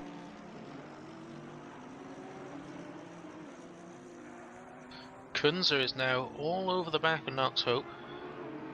They're very evenly matched in terms of pace, but for a time Knox Hope had been pulling away from Kunzer, but he's bringing the battle back to him. Now, they are in separate classes, obviously. Kunzer has to do not much to win his class championship today. He's doing exactly what he has to do, and that's just finish in a decent position. True, I think he's gonna be happy the longer or, well, the less time we have to drive here. I think he had a good season. He's actually just being a champion in his own class. I think, like, you can't take that away from him. He's driven a good season. Is there a potential for a promotion to the silver class? Oh wait, he is in silver class. Is there a promotion to pro class? That's the question. I can see that happening because he's P5 in the overall standings. So yeah, he's probably gonna. He could. No, I think he's too far down. I think he's gonna stay in P5 because Dominic was his nearest rival behind in 6th. Field is joint 6th as well, actually, and he's up in P3 at the minute. So he could be stealing Kunz's P5 in the overall. Sounds interesting. Chip's in 16th position now. He is not being able to chase Kunze. Well, he doesn't need to, but still. Number 11's penalty increased from 5 to 15 seconds. Race control calculating, recalculating, coming up with different answers. That's fine. Yeah. They seem to be still going at it. I'm not sure why Kunze is not going for it. I think he has the pace to overtake Knox Hope here. But he doesn't seem to be slowing down at all, as Shipston is not gaining time. Or is he? Well, actually he is. Shipston is coming, well, he's closing in the gap. You can see the headlights in the back. I think we're gonna have a 3-man battle here pretty damn soon. Sebastian Kunze needs to do something pretty damn soon. He has been implementing the boom tactic from the beginning of the race. He's about to have it applied onto him by Shipston as well. So yeah, I don't think Shipston wants to get involved in this battle though. He just wants to stay in that nice clean bit of space he's got and get to the end now to claim his AM title. Yeah, that's actually true. That's actually a smart move. That could be a smart. That is the right play here. That would be a story. The top AM and the top silver driver getting tangled up and causing them to causing problems for both their championship fights. Yeah, that would be sad. That would be awkward. So where's Helbeek? 7th position. This guy is insane. He actually took Hecklander. and not a long time ago. Oh, it's a little bit longer than 30 seconds ago, but he took Hecklander and now he's in 7th position, which is pretty damn amazing how he is doing this. Is he gonna be able to take Hillebrand as well, though? I don't know though. It looks as though I had a quick look at the in-game chat because I thought I saw Jens Kaiser report a race number to race control about 2 laps ago, and that race number was number 36, which is the number of Helbig. So I don't know if they had a little incident that resulted in Helbig gaining 7th place. Or was it 7th? 7th? Yeah, 7th place. 7th. From Jens, but yeah, for some reason Chris Crossman is still appearing on my timing screen in P5, even though he retired in lap 9. Yeah, mine as well. Yeah, mine as well. That's just a thing. So we have 2 number 5s, right? On the... Yeah, I just noticed that. Yeah. And then in number 5 actually is Norback, so it means Lucas Kreuzer has passed Norback somewhere in the last 2 laps as well. Ooh, true. Yeah, we actually casted that. I think I think you should stop reading the newspaper, mate. Maybe I should stop blanking out. But yeah, Kreuzer sneaking up to the podium positions here from starting way back in 10th. Yeah, that is quite a way back for him. that's absolutely correct. Now we can see Helbig actually putting up the pressure on Hillebrand. He's actually gonna wait. That's not Hillebrand, right? That's a back marker, I think. Yeah, it's a back marker. Oh, hang on, let me. That's not Hillebrand. Hillebrand is driving that pink car. Is it? Yeah, so that's Noldner. That's Noldner. He was just letting by, actually. Yeah. Hillebrand is 3 seconds ahead. Yeah, 3 seconds, and I think he can actually gain that. Let's see what the times are.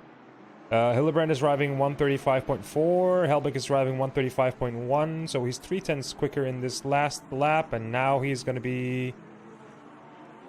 Oh, he's actually going to be a 10 slower, but maybe that's because of the lapped car.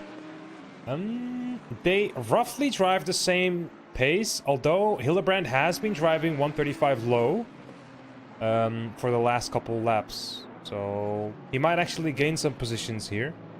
Not sure. So keep an eye out for that 2.4.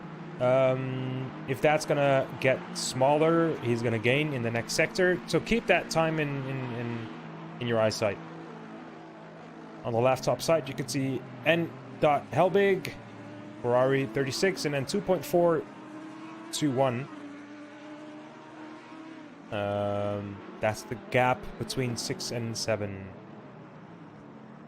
And that's gonna be is that Norback? Alright, that's a teammate of it should be the teammate of Norback. Yeah, it's a teammate of Norback. Hillebrand is right now driving his own race. 5-second penalty for a collision for 36 and a 5-second penalty for 97 for driving standards, moving under braking. That's Helbig with a 5 seconds penalty. Yep, and it's also Jens Kaiser with a 5-second penalty, so their little tangle has resulted in both of them picking up penalties. That's gonna be a shame for Helbig. It's not gonna be... I don't know. Norback's teammates are in chat. Oh, but then that was Norback. I'm sorry, guys. I just want to say as well, Michael Tauscher is still doing 134s. He is. Oh, then again, Niels literally just dipped into the 134s for the first time in a long time. Yeah, but still slower though. He's still slower. Yeah, but these two are the quickest two on track at the minute. They're in their own league right now. Yeah, they are. They are. But Tauscher is definitely the star of the night so far with his pace in that Bentley, coming from nowhere. Yeah, no one can match him right now. Do you think he's overdriving the tires? Are we gonna see some degradation action going on in the last laps? I don't know. He's built such a gap. I don't think it'll really matter. All right. You know, even if he starts going a second, 2 seconds a lap slower for the last. There's only five laps left now. Probably 5, 6, maybe 7. I'm trying to guesstimate there, but yeah, he's got quite a big gap.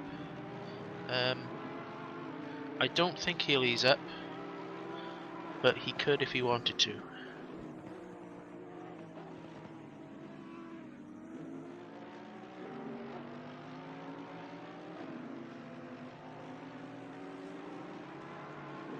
My head is shifting over to the moment that, like, I don't know.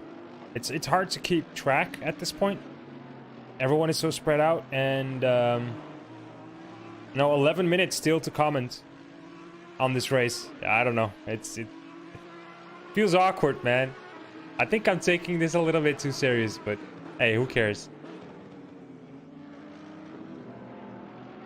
Like, the less time we have here in this commentary, the more I'm hyped for next season. I don't know. I don't know what to say. It's crazy.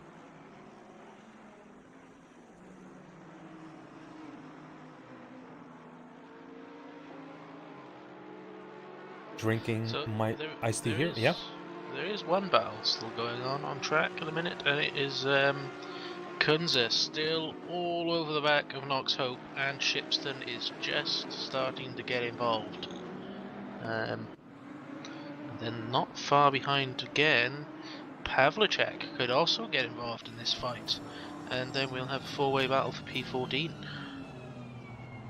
Oh, but you can see a little bit of damage at the backside of Kunze. A little, little scratches here and there. Maybe that's why he's not able to overtake. He just misses the downforce here, maybe. Nismo, take my energy. Well, Shipton is definitely going to do something here. He's definitely going to go for it in the last 10 minutes. Although, maybe he doesn't want to interrupt, as you said earlier, Dalvin.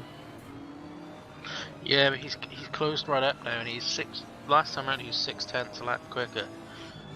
So perhaps his safest thing to do is actually get past these guys now and not get caught up in anything between them that happens in the last 9 minutes.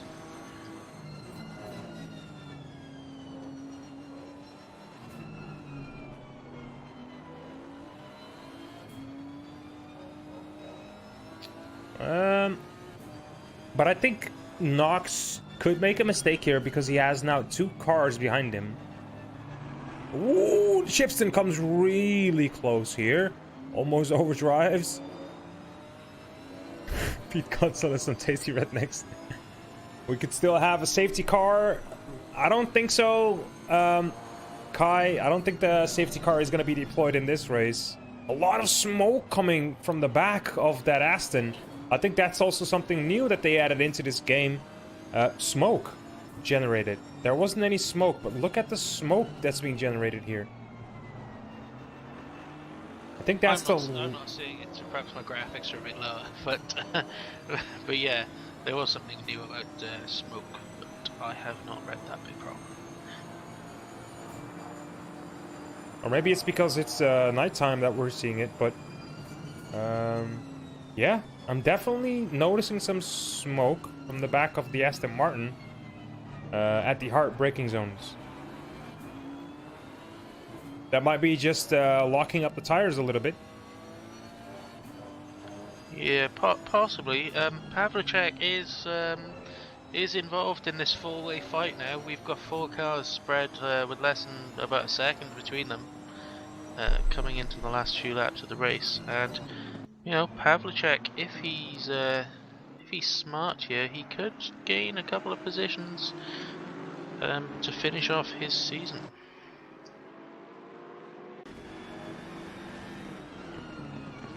Ooh, on the inside, Shipston goes a little wide. Godzilla's being moved away. Is he gonna have this? Yes, he is. And just like that, let's go back 10 seconds and see that in Helicam. As Shipston goes wide, Pavlicek is just taking the normal line. And I think the Godzilla just missed that corner dramatically. Now Pavlicek can look at Kunze. Kunze slowing down a little bit, or is Knox Hope picking up the pace? Not sure. Oh no, they aren't. That's just the eye being joked around with. Helbig is still going to be P8 or 7, in my opinion. With that 15-second penalty on Hecklander, he is going to be 7 or 8, depending on how far back Bullwinkle is. Bullwinkle is within... No, he's not. Well, is he or not? It's going to be really close, as Tristan Bullwinkle is 1.4 seconds behind Hecklander, and I think Hecklander made a mistake here. No, that's just a braking zone.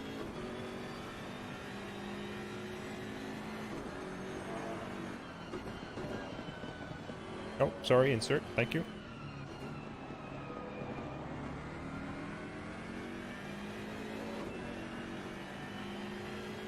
Control delete. Okay. I'm kidding. I think Eckstein is now closing the gap to Bullwinkle. He's definitely looking comfortable, and Bullwinkle's gone defensive really early on, and it actually looks like he's sliding around a lot on some what are probably now very used tyres coming towards the end of this race. Yeah, I think we're going to see a move. My chat is trolling me right now. It's kind of interesting to see. You said Hecklander or? Eckstein and Bullwinkle. P9 and P10. Well, they're going at it indeed.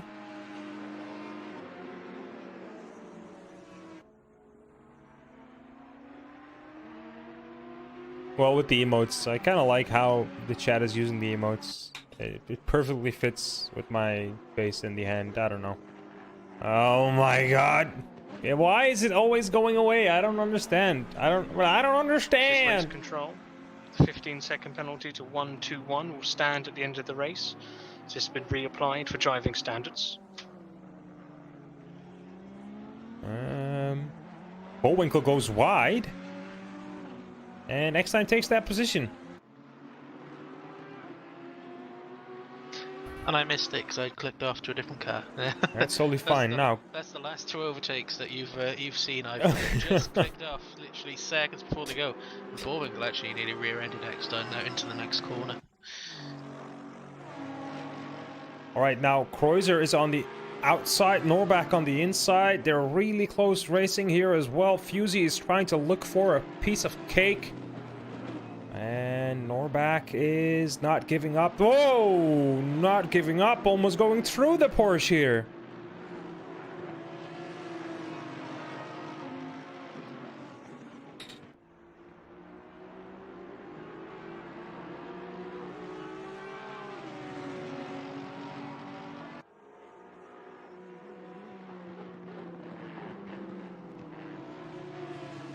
Hey Bjorn, welcome, man. 2017, holy shit. That's crazy. What the fuck? I'm shocked. Norbach on board, let's go. Damn, he is way too close. He's pushing him down the straight. On the outside! Is he gonna? No, he's not gonna do it. And that's Fusey almost touching on the left rear end. And he has 2 minutes to cook this egg and send it over to someone he loves. Back on the board again. And for another straight, now goes over to the outside. Long corner now. Another long left-hander. Oh, Kreuzer's now going a little bit wide. Is gonna hit that curb like he owns it. And there's a slower car in front. Oh, Kreuzer slows down. Oh my god, what? The headlights were gone. That was so close. You could not see the headlights flashing anymore. just covered by the white colored bump. Oh my god. Oh, what? Leader, that's Tauscher. Tauscher, third position. They've just passed Tauscher. What's happened there? Tauscher, third position. I think he's out of fuel.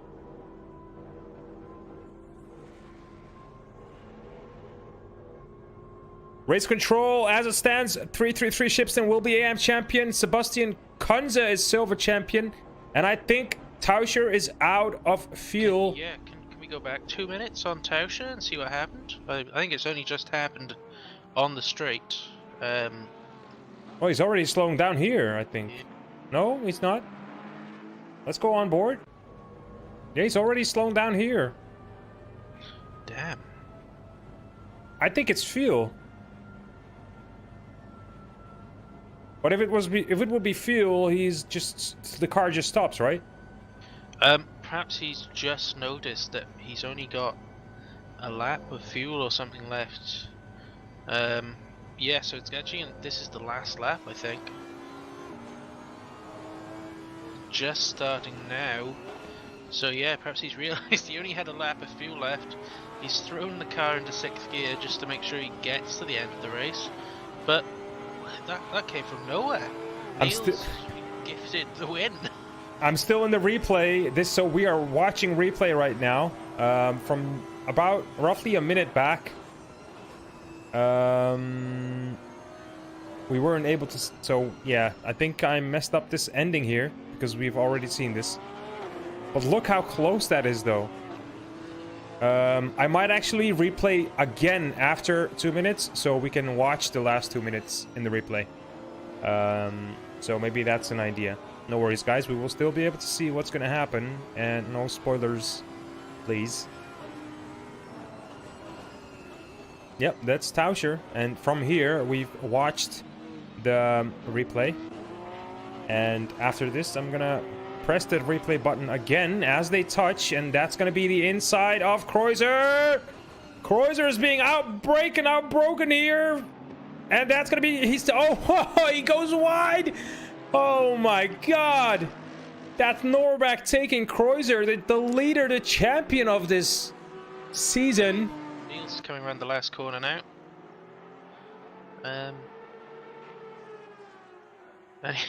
He crosses the line with a somewhat surprising victory. That's crazy. Yeah, That's crazy. That came from absolutely nowhere. And some weird donuts here from him. And yeah, I think we have an insane finish here, man. Phil second, Norbeck third, Kreuzer fourth position. They go over the line. I think Kreuzer lost 2 positions, even a position to Fusey here. Woo, man, what a race. What a race. A lot have happened. And I think Tauscher can, like, I don't know. I don't know what to say. Yeah, Knox, Hope and Kunze are still at it as well. Kunze actually took that position on Knox Hope. Yeah, but then I think he gifted it back. So obviously I think they were got a bit close for comfort, but it's all been resolved. So we're actually watching Knox. So we're watching these 2 guys doing really well in their championship. Actually, silver class winner on the screen in the red Aston Martin as he touches the car again.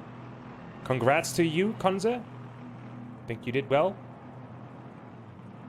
And also congrats to the other, to the AM winner. Yeah, Shipston. It's crazy, man. Crazy season, to be honest, guys. And I actually don't know what to say. It's a crazy way to end it here.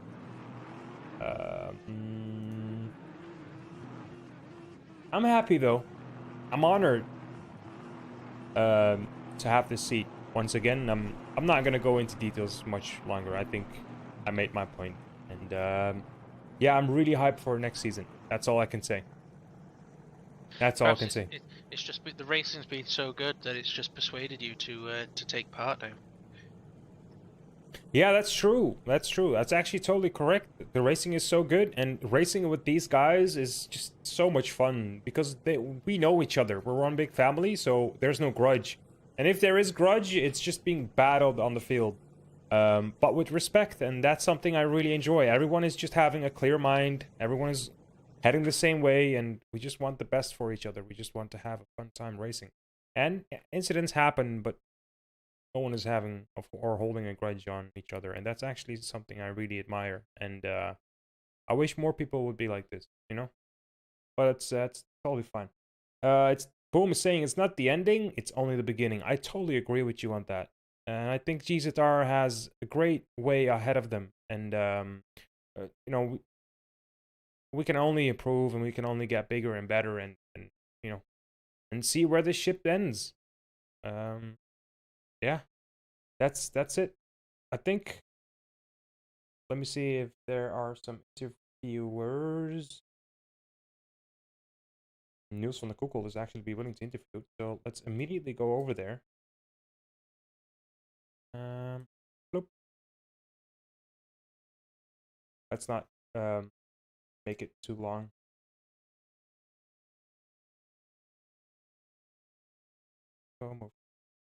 Hello? I don't know if he's ready. He's got a weird icon next to his name. Oh, it says away. All right, we'll just wait for him here. Fine. Yeah, it's fine. So yeah, weird victory for him there, and I think it's just it's weird to know that a minor miscalculation with fuel can actually ruin your race. Yeah, I mean, he was doing. Tauscher was doing 34s for so long. Perhaps if he'd noticed earlier, he could have actually slowed down a bit and Mm-hmm. had he was a lap short on fuel pretty much. Yeah, true. He probably could have saved that over the course of the second stint. Yep, exactly. He must be absolutely gutted right now. That he's got no one else to blame but himself. Really. Or maybe that one friend that miscalculated, right? What, his calculator? Yeah, or the calculator. Yeah. Indeed. Thank you. I hate it when that happens. Yeah. I hate that when the calculator's wrong, man. It happens so much in exams, you know. Yeah. Calculator. All right, we're getting some nice messages here. Good show, mates. Nice race, boys. Nice season. Thank you for this nice entertainment. Some hearts, some love. Thank you guys. I really appreciate this. I don't know. Hey guys. I don't want to be the emotional guy. Hey Niels, how you doing? Pretty good. Sweaty. Sweaty, man. Yeah. Palms are sweaty. Yeah, intense race. So Or at least the first stint was quite intense. Yeah. Talk me through it, man. What happened through this race? And you know, we're obviously going to end with Tauscher just on your right hand side or left hand side. I don't know which side it was, but really slow pace. Yeah, the first half, I made a move at the start. I was just a bit smarter, I think, with the driving on the start. After that, my tires were gone in like 10 minutes, like completely gone. Yeah. And Tauscher was a lot faster than me. We had a couple of contacts, and then I had to come in for new tires, some fresh tires. I got some damage. Unfortunately, when I came back on track after Tauscher had pitted as well, he was already 6 seconds ahead of me. True. And he just kept gaining and gaining time. So I was kind of driving in no man's land. But yeah, in the end, I saw the gap closing, and I was like, "What? 5 minutes to go? Come on, we can still do this, guys!" Yeah. And wow, yeah. Before I knew it, he was right next to me, and I could pass him. So he was actually noticing that he had not enough fuel, and he changed his driving style in the last 5 minutes, right? Yeah, I think listening to what you are saying right now, he was completely out of fuel. He just sent me a message on Discord. He was completely out of fuel. So he tried saving it to get back to the pits, Mhm. but it was really hard. And then I saw in my last lap, I saw him cut the corner, which actually disqualified him from the race as well. So, Oh, no way. yeah, it's a shame. He was truly the fastest guy. He would have deserved it. I mean, the contacts were, I don't know, not very happy about that, especially since we're actually teammates. But it's okay. He was clearly the faster man, and he deserved that win. But it doesn't make it any less nice that I got it. Yeah, true. I guess. By the way, you were not the one calculating the fuel for him, right? No, no, no. I've left that up to himself. I'm just joking around, man. Anyways, congrats on the win. By the way, did you stream this race? Yes, I did. I did. Where what's your channel? It's Niels47. So my name and then 47 spelled out. All right. Maybe we can have a link in the chat, Reno. So last race. Are we gonna see you here next season as well Yeah, man, for sure, for sure. with the endurance races? Like I've now been with GZR for well over a month now, Mhm. and honestly, it's been a great experience. Like so many good racers, so many fun races I've had. Of Mhm. course, the heartbreak at Barcelona, but yeah, so far it's all good, man. I'm really enjoying it. So you'll see me next season for sure. Who are you gonna team up with? I don't know really. I might be with Dumitro Domchenko. He just recently joined the league. He Mhm. is crazy fast. Like he even outpaces me. So I think it might be with him. But nothing is sure yet. So we'll have to see. How so last question before I leave you into the realms. um how hyped are you about the endurance races? Well, I actually quite like the sprint races, the solo races, but the few endurance races we did, I was with Michael Hamlet and Mhm. Tauscher. Those were my teammates then. Mhm. We were a bit unfortunate, but I had tons of fun in the endurance races. So I'm really looking forward to it being actually competitive. Like the previous endurance races were a bit for fun. Mhm. Mhm. But yeah, for the league now, I'm all in, man. Let's go. Yeah, I'm thinking the same way. I'm thinking exactly the same because I don't know if you've noticed, but I'm gonna drive as well. Oh, I Um haven't seen. Nice. so yeah, we're stepping off from the commentary seat and we're just actually stepping into the into the racing seat. Cool. Um so yeah, I'm looking forward, man. Like we're nowhere near the front pack. Maybe not even mid pack. Maybe just be just behind the mid pack. I'm not sure. We will see, but I I mean, can't I keep can't wait. practicing. Yeah, You'll I get can't there. wait. I You'll can't get wait. there. My teammate is shouting at me mid pack, mate. So I guess we're mid pack. Unless your wheel breaks. Oh yeah. Oh Again. fuck, man. Darwin, I haven't even talked with you about that, man. We could have had such a great race. I was just following you and I was just happy, man. Yeah. But then Ripperino for your wheel. Yeah. But I got the new I'm one though. actually getting a new wheel tomorrow. I've bought a whole Fanatec set with a Club Sport 2.5 V3 pedals, so I'm really looking forward to the upgrade. I'm on So a G29 now, so man, you're that's a going to be step going up. even quicker. Well, it shouldn't matter. Like the material shouldn't matter. It's all what you do yourself. I think I'll gain some time by braking.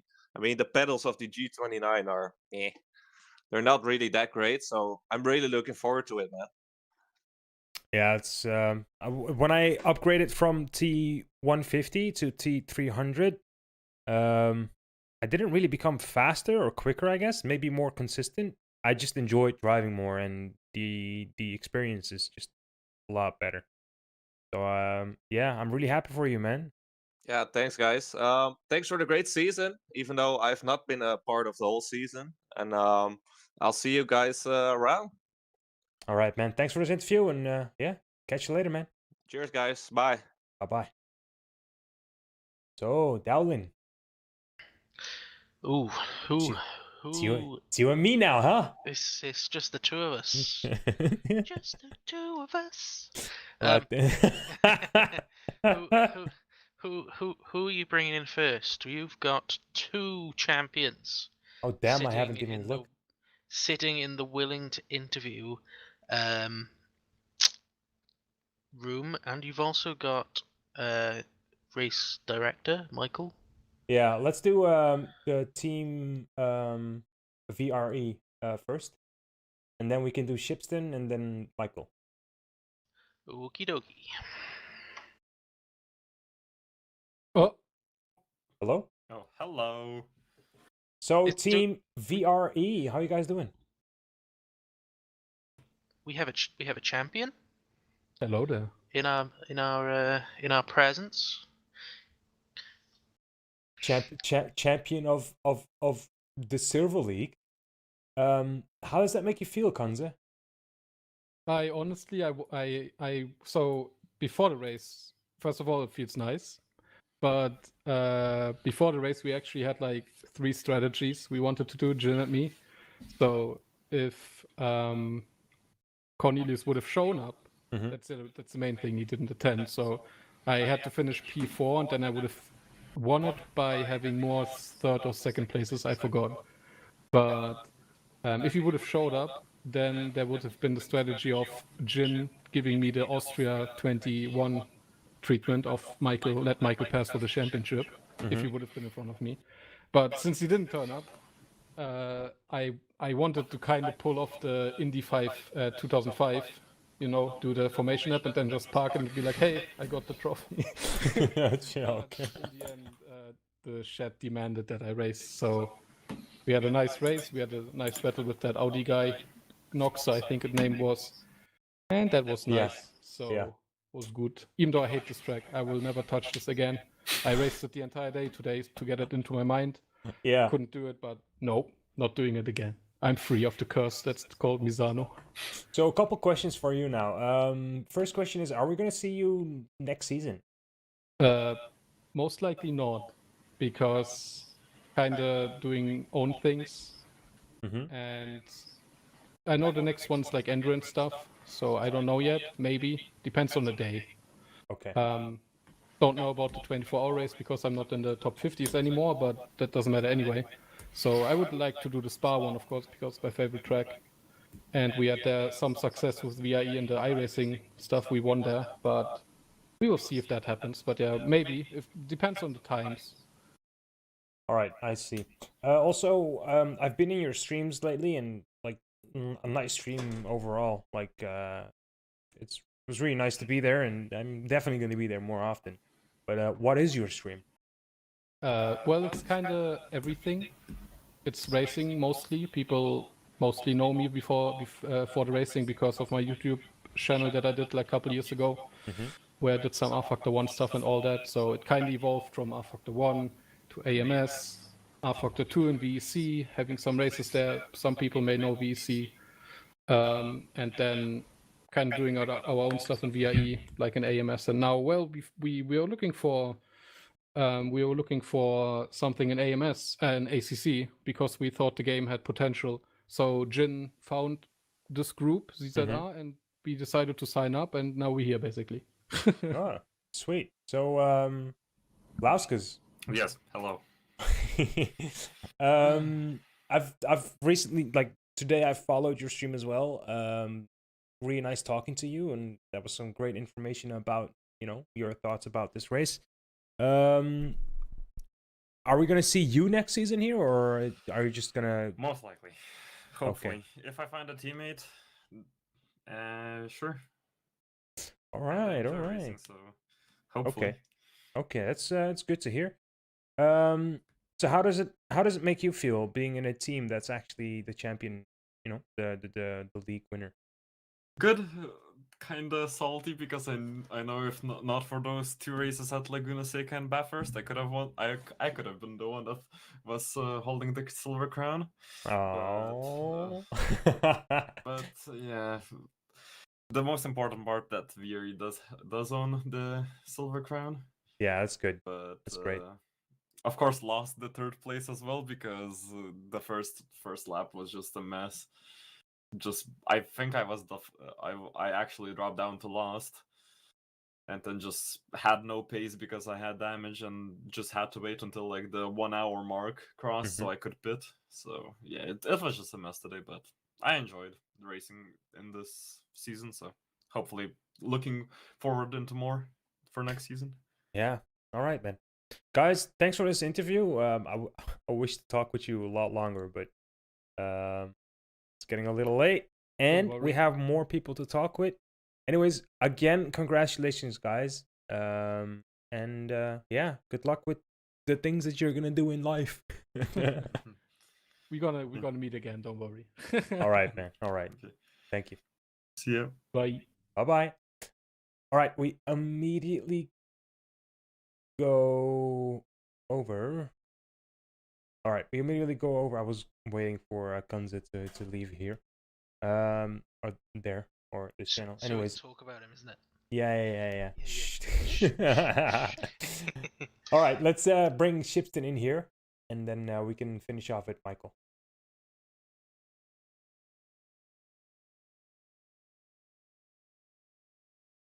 Hello, AM champion winner, my old friend.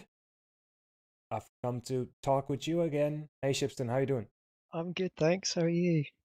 I'm, I'm happy for you, man. That's all I can say. Thank you very much. I wasn't expecting to win it, to be honest. No? No, I mean, it's my first time in this league, so yeah. I mean, my main racing's been Project Cars for ages, so Mhm. this is my first like proper league on the Assetto Corsa. So I wasn't really expecting to finish anywhere but last, to be honest. Well, we have to be honest. It is the AM class, but that doesn't have to say anything. You're still a champion of your class, and that says enough. That says that you actually, and maybe I don't know if you enjoy, probably you enjoy, but you're actually decent at this stuff. You don't win that AM championship that easily because there are a lot of fast drivers in that league. There are definitely, and it's been a really good battle, especially against like Sam, especially coming down to the last race. True. But I don't really think I've had many on-track battles. I've just kept it clean and consistent, stayed out of trouble, Mm-hmm. and I guess that's where other people have had incidents. I've managed to pick up places, and I guess that's how I got the win eventually. Yeah. So how have the safety cars this season been treating you? Because, every race except for the last two, there were safety cars. So what did the safety car do for you? I don't think it benefited me too much. The occasional incident I've had on the first lap, it's allowed me to catch back up with the pack again, and Mhm. especially at I think it was Laguna Seca on the first lap, I got a little bump from behind and had to pit, but managed to catch up in the safety car period, and then in the second half of the race when it started raining, I just gained tons and tons of places, and I think it ended up being one of my best finishes of the season. Yeah. But aside Crazy. from that, it's not too bad. You just pit when the safety car comes out and gain a bit of time on anyone who doesn't. So are we going to see you next season as well? This is a question that I've been asking everyone. I hope so, because it's going to be more endurance-based season, I think. Yeah, correctly. So I have to find a teammate, and yeah, hopefully I'll be back to defend my title. So the teams are going to be 2 or 3. It depends, right? On the 3-hour and 6-hour? Yeah, I think it's recommended 3, but it's possible to do it 2. We'll see. All right. Yeah, I think so I'm driving as well, so maybe we can compete a little bit. I'm not sure. We will see. Are you going to be commentating at the same time, or? No. I'm stepping off from the commentating seat. But that's not forever. We don't know. We're just gonna try out a season and just decide from there what we're gonna do. Yeah, no, sounds good. Hope to see you on track then. All right, man. All right. Anyways, thanks for this interview, and yeah, maybe Dowling, you have some questions? No, I was just going to add to what you were saying. You know, you weren't expecting to do that well, being your first championship. But to be fair, in the race just now, you're battling the winner of the silver class. So, you know, you've actually done really well. Yeah, So I mean, just I congratulations, practiced really. a lot for that last race. Yeah, I was saying through the race that it didn't look like you wanted to really get involved in that battle that was ahead of you, because all you had to really do was finish in a decent position to get the title. But Yeah, I it saw looked Sam had an incident yeah in the first lap or two. So after that, it was just staying out of trouble. If someone's like really attacking me, not defending too hard in case they bump me.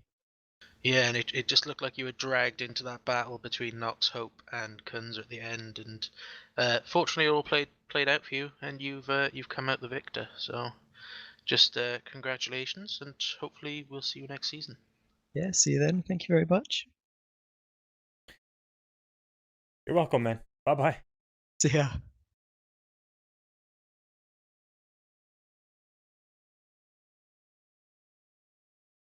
All right, there comes Michael. Time for the boss man.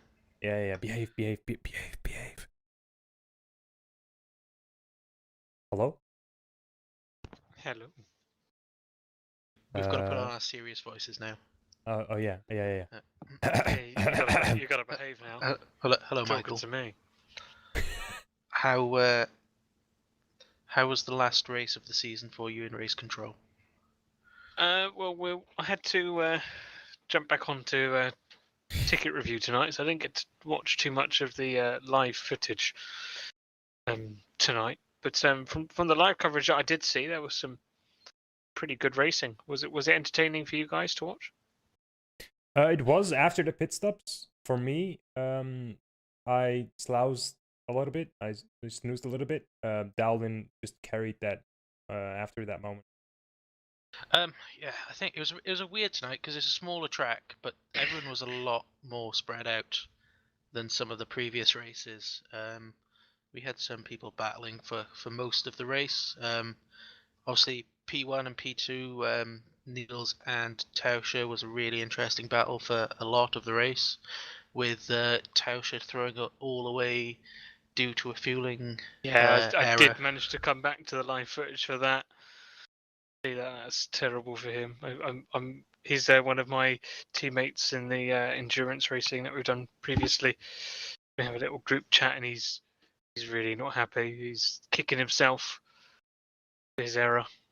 Just don't let him do the fueling for any of the other endurance you're with him. You're with him with now.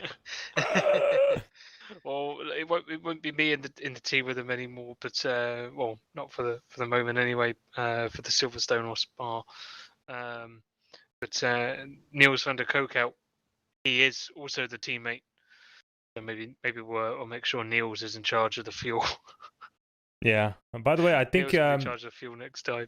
I think Niels is going to be doing quite well in the next season. I think he's a good driver, man.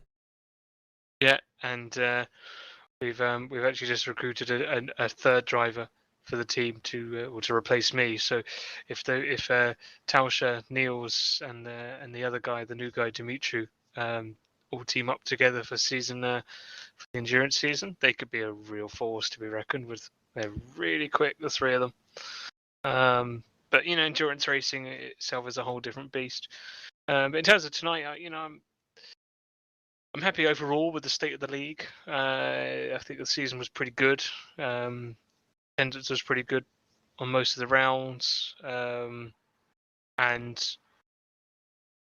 think there were obviously areas to improve. I think that applies to our league and all other leagues out there. There's always areas to improve, but I'm really excited to see what the future brings, especially with such a big change going into an endurance season next time round. True. Yeah, I can't wait either. So yeah, I think we have to stay in contact. Ryan, So, for the commentary, and I actually like if I can help you out with anything, just let me know, right? I'll be happy to do just all Got- sorts of practice stuff. a Silverstone 6 hour now. Yeah, that's true. I have to do you that. got to get some driving hours in. That's correct. I hope you're not stalking me. So how do you know that? How do you know this?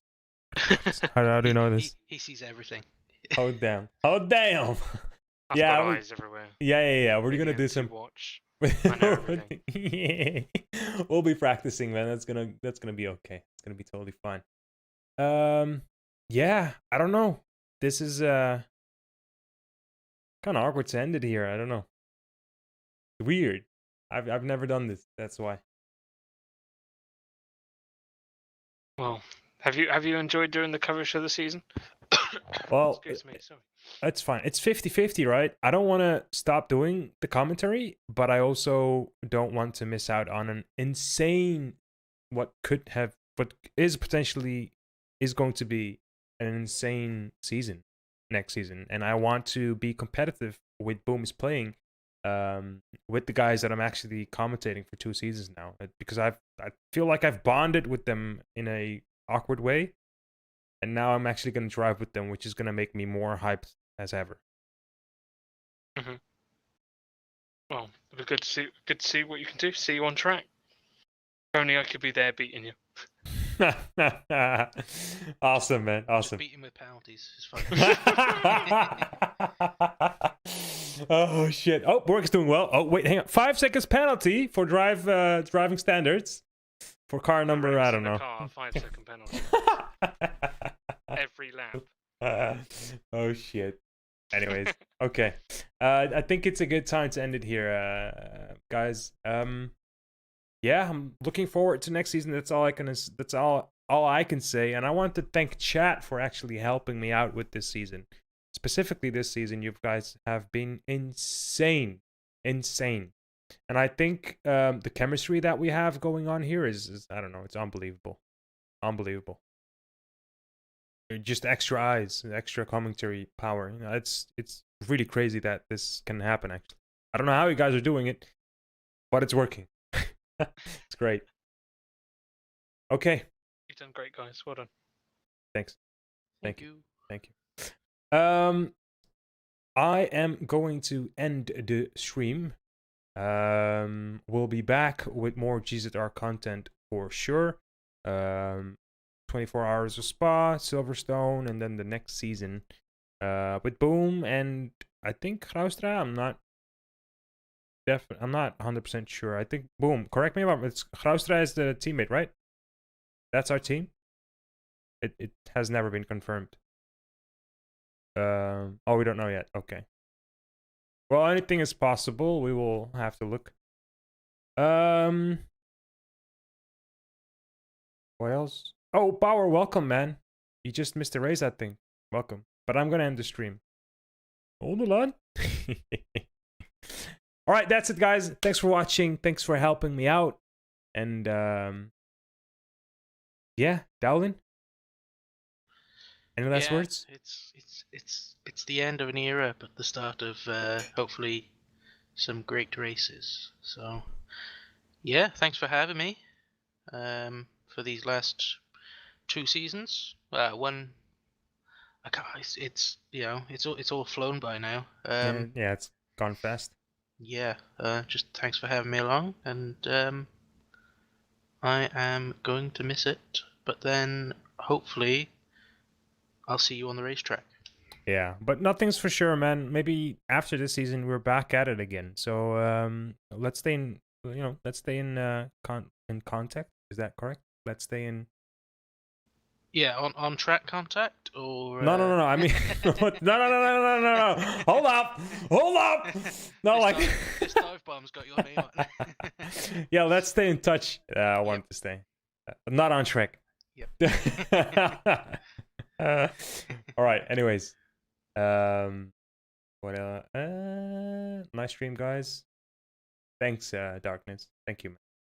Thanks. All right, guys, that's gonna be it. We'll see you guys in the next one.